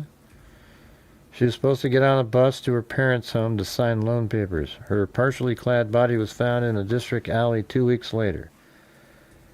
Until last month, authorities assumed that she was kidnapped, tortured, and sexually assaulted, but poring over records last month, investigators may have found a new explanation that had been hidden in plain sight. Eileen's body didn't have any real serious signs of trauma. There were no indications that she fought back, said Anita Boss, a forensic psychologist who's helping D.C. police on the case. He kind of suggested that this was consensual. Ah, bullshit. What a load of crap. That's stupid. So let's see. When you're having consensual sex, do you normally use part of somebody's pantyhose and strangle them to death? I know that there's no signs of her fighting back, but what do you think about this? What if she was strangled to death and then sexually assaulted? You idiots. That doesn't make any sense at all. What a stupid thought to have. Well, she didn't fight back, everybody, so therefore, I mean, what a bunch of lunatics. You gotta be kidding me. That's embarrassing for them. That sounds like something that you'd hear on that channel we were talking about earlier. Eileen Kelly's body didn't have any real serious signs of trauma. You mean like maybe she wasn't even conscious when she was sexually assaulted? There were no indications that she fought back, said Anita Voss, a forensic psychologist who was helping the D.C. police on the case. I kind of suggested that it was consensual. Detective James Tatum leads the D.C. Police Department cold case unit. He said Kelly may have been experimenting sexually. So let's see, she was supposed to go over to her parents' house and was going to buy a gremlin, but decided, you know what, I'm going to go experiment sexually instead of going to buy a car. And what we're going to do is some erotica crap where this is pure BS right here. This is somebody trying to make a case go away. How in the hell was her body found out on a street? This is ridiculous. What a horrible turn. But Gray, they know more than you do. Well, you know what? These people are lunatics, all right? Detective James Tatum leads the D.C. Police Department cold case unit. He said Kelly may have been experimenting sexually. You know, right up there with David Carradine. If that's true, he said, she probably knew her killer. She could have, look at these. She could have this, she could have that. She could have been taken advantage of by someone who was older and a lot more experienced. The new theory has refocused investigators' attention on Kelly's circle of friends, Tatum said. Authorities are fanning out to interview some of those old friends. What an embarrassment. Boss said the new theory could make it easier to discuss Kelly's killing with suspects. It's possible this person would feel very guilty, she said. Authorities are not betting anything, I'm just almost in shock of how this is pure ridiculousness.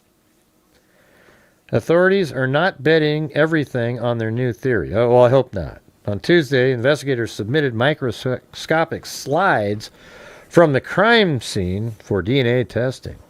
Well, you need to exhume her body and swab and get the DNA.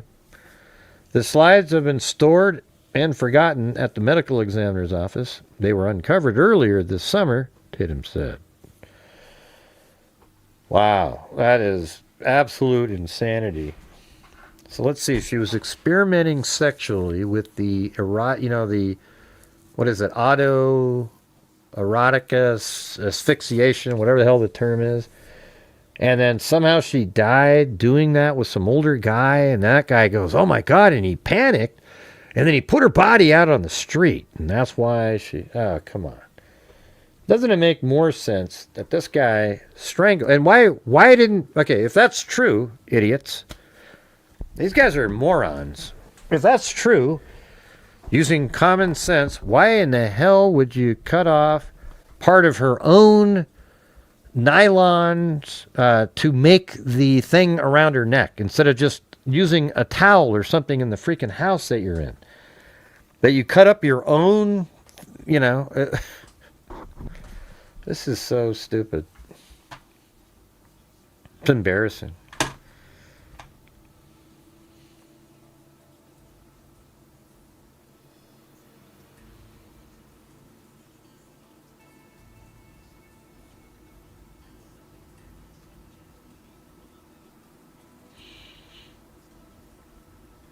Yeah, sure. Anything's sure, she could have known the person. Yeah, sure. Eileen Marine Kelly, born on July 7, 1956, was an 18-year-old with a bright future ahead of her, a recent graduate of Elizabeth Seton High School in Bladensburg, Maryland. She had moved in with an apartment approximately 6 weeks prior to her disappearance. Eileen was also attending classes at Prince George's Community College in Largo, Maryland, and was known to date occasionally, though she did not have a steady boyfriend. However, she would get off of a bus and meet up with some older guy and experiment sexually using stockings and wrap it around your neck just to the point where you're about to pass out. And then sometimes it wouldn't go right, and then the person would just throw her out on the street. Unfortunately, on this last time, she didn't make it. Her family, including her parents, 4 brothers, and 1 sister, were deeply connected to the Hyattsville community. I mean, this is how stupid this is. She doesn't even really date, but apparently she's meeting up with some older guy and experimenting sexually that resulted in her death by doing some crazy, on December 13th, 1974, Eileen left her office job in Washington, D.C. earlier than usual, planning to meet her father in Hyattsville to look at a new car. She boarded a D.C. Metro bus headed towards Maryland, but never arrived at her destination. So let me guess, on the way home to visit her dad, she met this guy that was really hot, and he said, have you ever tried almost suffocating yourself and having sex? And she said, no, I haven't, but I'd love to try. My dad's expecting me, but I'm not going to call him or do anything. Go ahead and take me to wherever you want to take me, and let's give this a shot. And then they did it, and oh my God, she died from the incident, and the guy just threw her into an alley, and that's how stupid this is. See what I'm saying? Whatever these detectives, whatever drugs they're doing, they need to have their heads examined. Okay? They are idiots.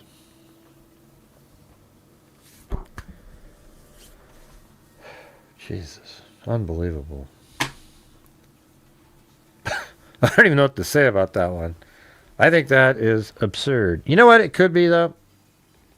This is what it could be. Right? Here's what the truth is.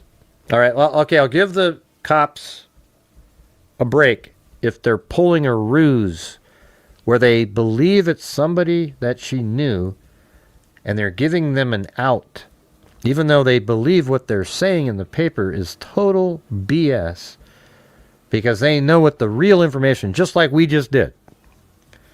And they're putting it out there in the public saying, oh, we think it's just, something went wrong, and, we're hoping they'll come forward and let us know what, how it all went down. And, we don't blame them or anything. And then they come forward and then it's like, oh, okay, well, you're full of crap. We know that you did this, this, this, and this. Right? So maybe that's it, okay? Let's give them a little bit of a chance in hell that that's what they're doing. I know, yeah. That sounds like something that would be... The Nutjob YouTube channel say stuff just like that.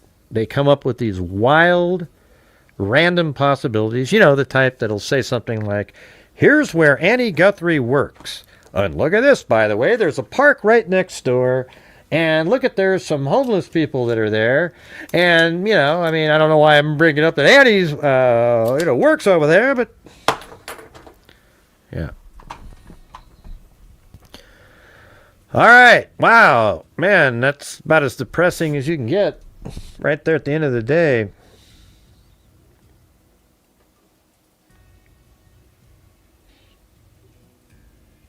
Where did I put that folder? Oh, wow. I put that on the G drive. That was stupid. Cut.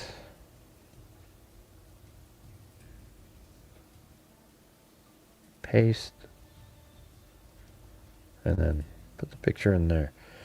Man, I almost feel like I want to revisit this thing and try to get a hold of somebody, some family member. This is stupid. Yeah, I try to be funny sometimes. All right. Well, anyways, thanks everybody in here tonight. We had Karen 777. Wild Bill Wassman, Cinnamon Sin Freak, Wild Bill Wassman, Jim Lawn, but if Clancy is a good name for a band, yeah, the Clancy Brothers. Karen 777, Wild Bill Wassman, Karen 777, Wild Bill Wassman. Then we had Stephen Connerly, and then Slenderella Charming. Look at those adorable puppies. I thought you had 2, but I see 3. Well, there's actually 4. And then Wild Bill Wassman, Stephen Connerly. Then, we already did that. Slenderella Charming. Then Wild Bill Wassman, Karen, Wild Bill Wassman, Wild Bill Wassman, Karen, Vivian Fonseca, Jim Lon, Vivian Fonseca, Jim Lon, Vivian Fonseca, Wild Bill Wassman. It was like a thing going back and forth. Karen, Pollock family, then Honey Bee Fly, Wild Bill Wassman. And by the way, Wild Bill Wassman, thank you again. You keep things alive when we're drowning. Then we have 6 Kids UK, Lisa Valenzuela, Mike Spam, Wild Bill Wassman. Then Jim Lon, he did a 5 for 5er. Thank you very much, Jim. Then Jim Lon again. Then 6 Kids, and thank you to 6 Kids for multiple ones in there. Then Jessica Schubach, Let It Be, Karen 777, Wild Bill Wassman. Then Paul Ayers came in with the show saving 10 gifted memberships. Then Karen. Then 6 Kids UK again. Then Michelle H. Wild Bill Wassman. Jim Lon. Paul Ayers. Then I gifted 5. Then Wild Bill Wassman. Are you still here, 6 Kids? What do you think of that? Do you guys? I mean, I don't mind doing those cold cases at the end. I always find them actually to be more interesting than a lot of the cases that we're talking about. Like, I think that one's really interesting. You know? I mean, it's weird, right? Like, where is it? She worked here in this building, and then apparently she was supposed to pick up get on a bus. I think I didn't write that down, but it was right around, seemed like it was right around in there somewhere. And then she was supposed to go all the way up near where her parents live, maybe get dropped off there, but she never made it there, but they found her body over here, like halfway there, you know. Well, thank you, 6 Kids UK. Probably early. What time is it over there? 6 in the morning? Something like that. Anyways, I really appreciate you guys. You know, it's been more of a struggle lately. It's hard to... I don't know why channels that just completely sensationalize and put out bogus crap, they do so well. You know? It's hard to... If I literally, that's all I wanted to do, I could be amazing at putting out really compelling BS.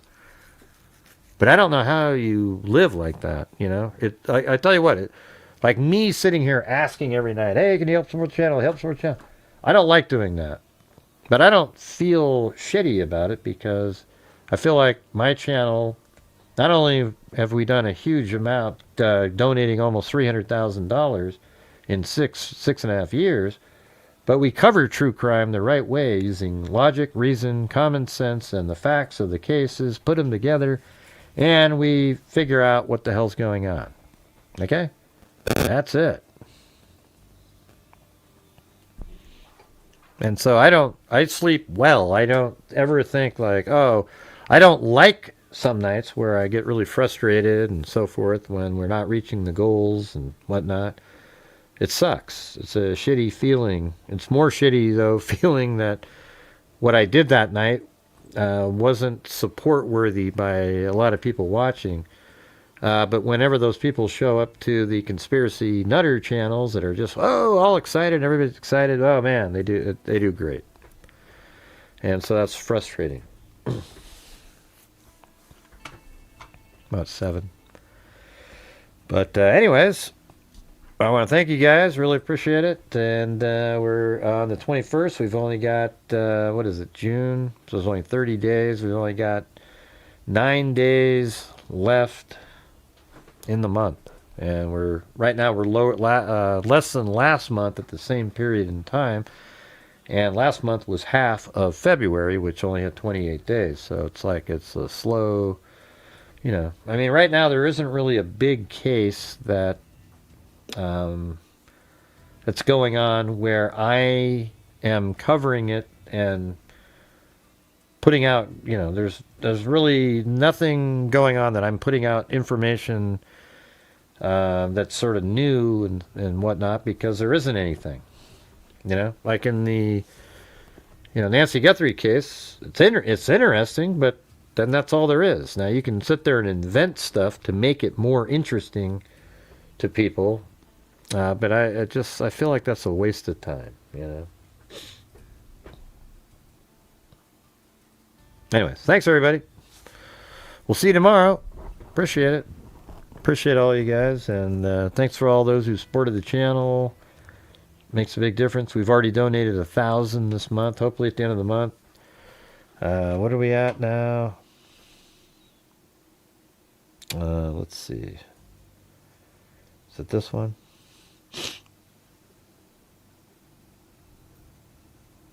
I don't know. Where the hell's the original? This one? No.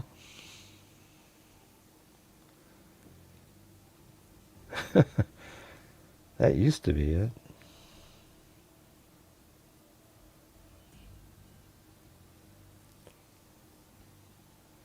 Oh, that one.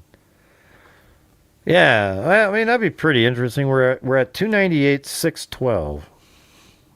I guess it's possible, if we have like a decent ending of the month, that we could actually get to the $300,000 mark, which would be 1,400 more, which would be 2,400. But we've had months where we used to do 5,000, 6,000. So I guess we'll just see how it goes. That'd be pretty sweet, though, wouldn't it? Dun dun dun dun.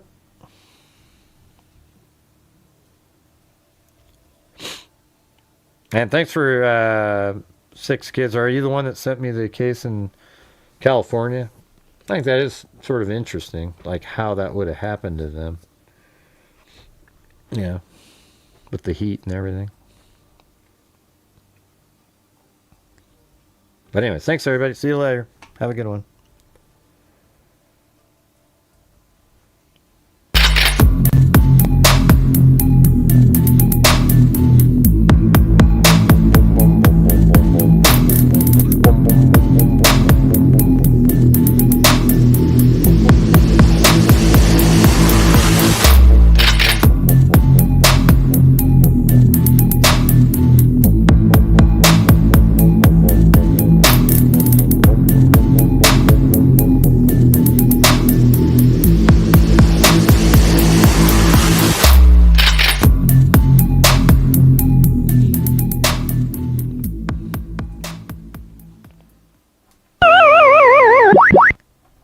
Oh, wait, hold on. I gotta play that one. The truth is, you're as dumb as they come.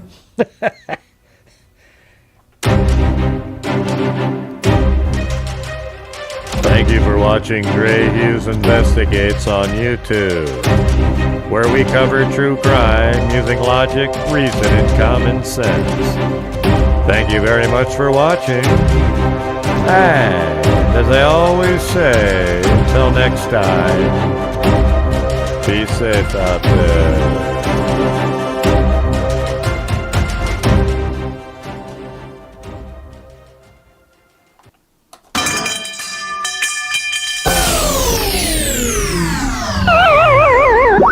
And some of you make shit up.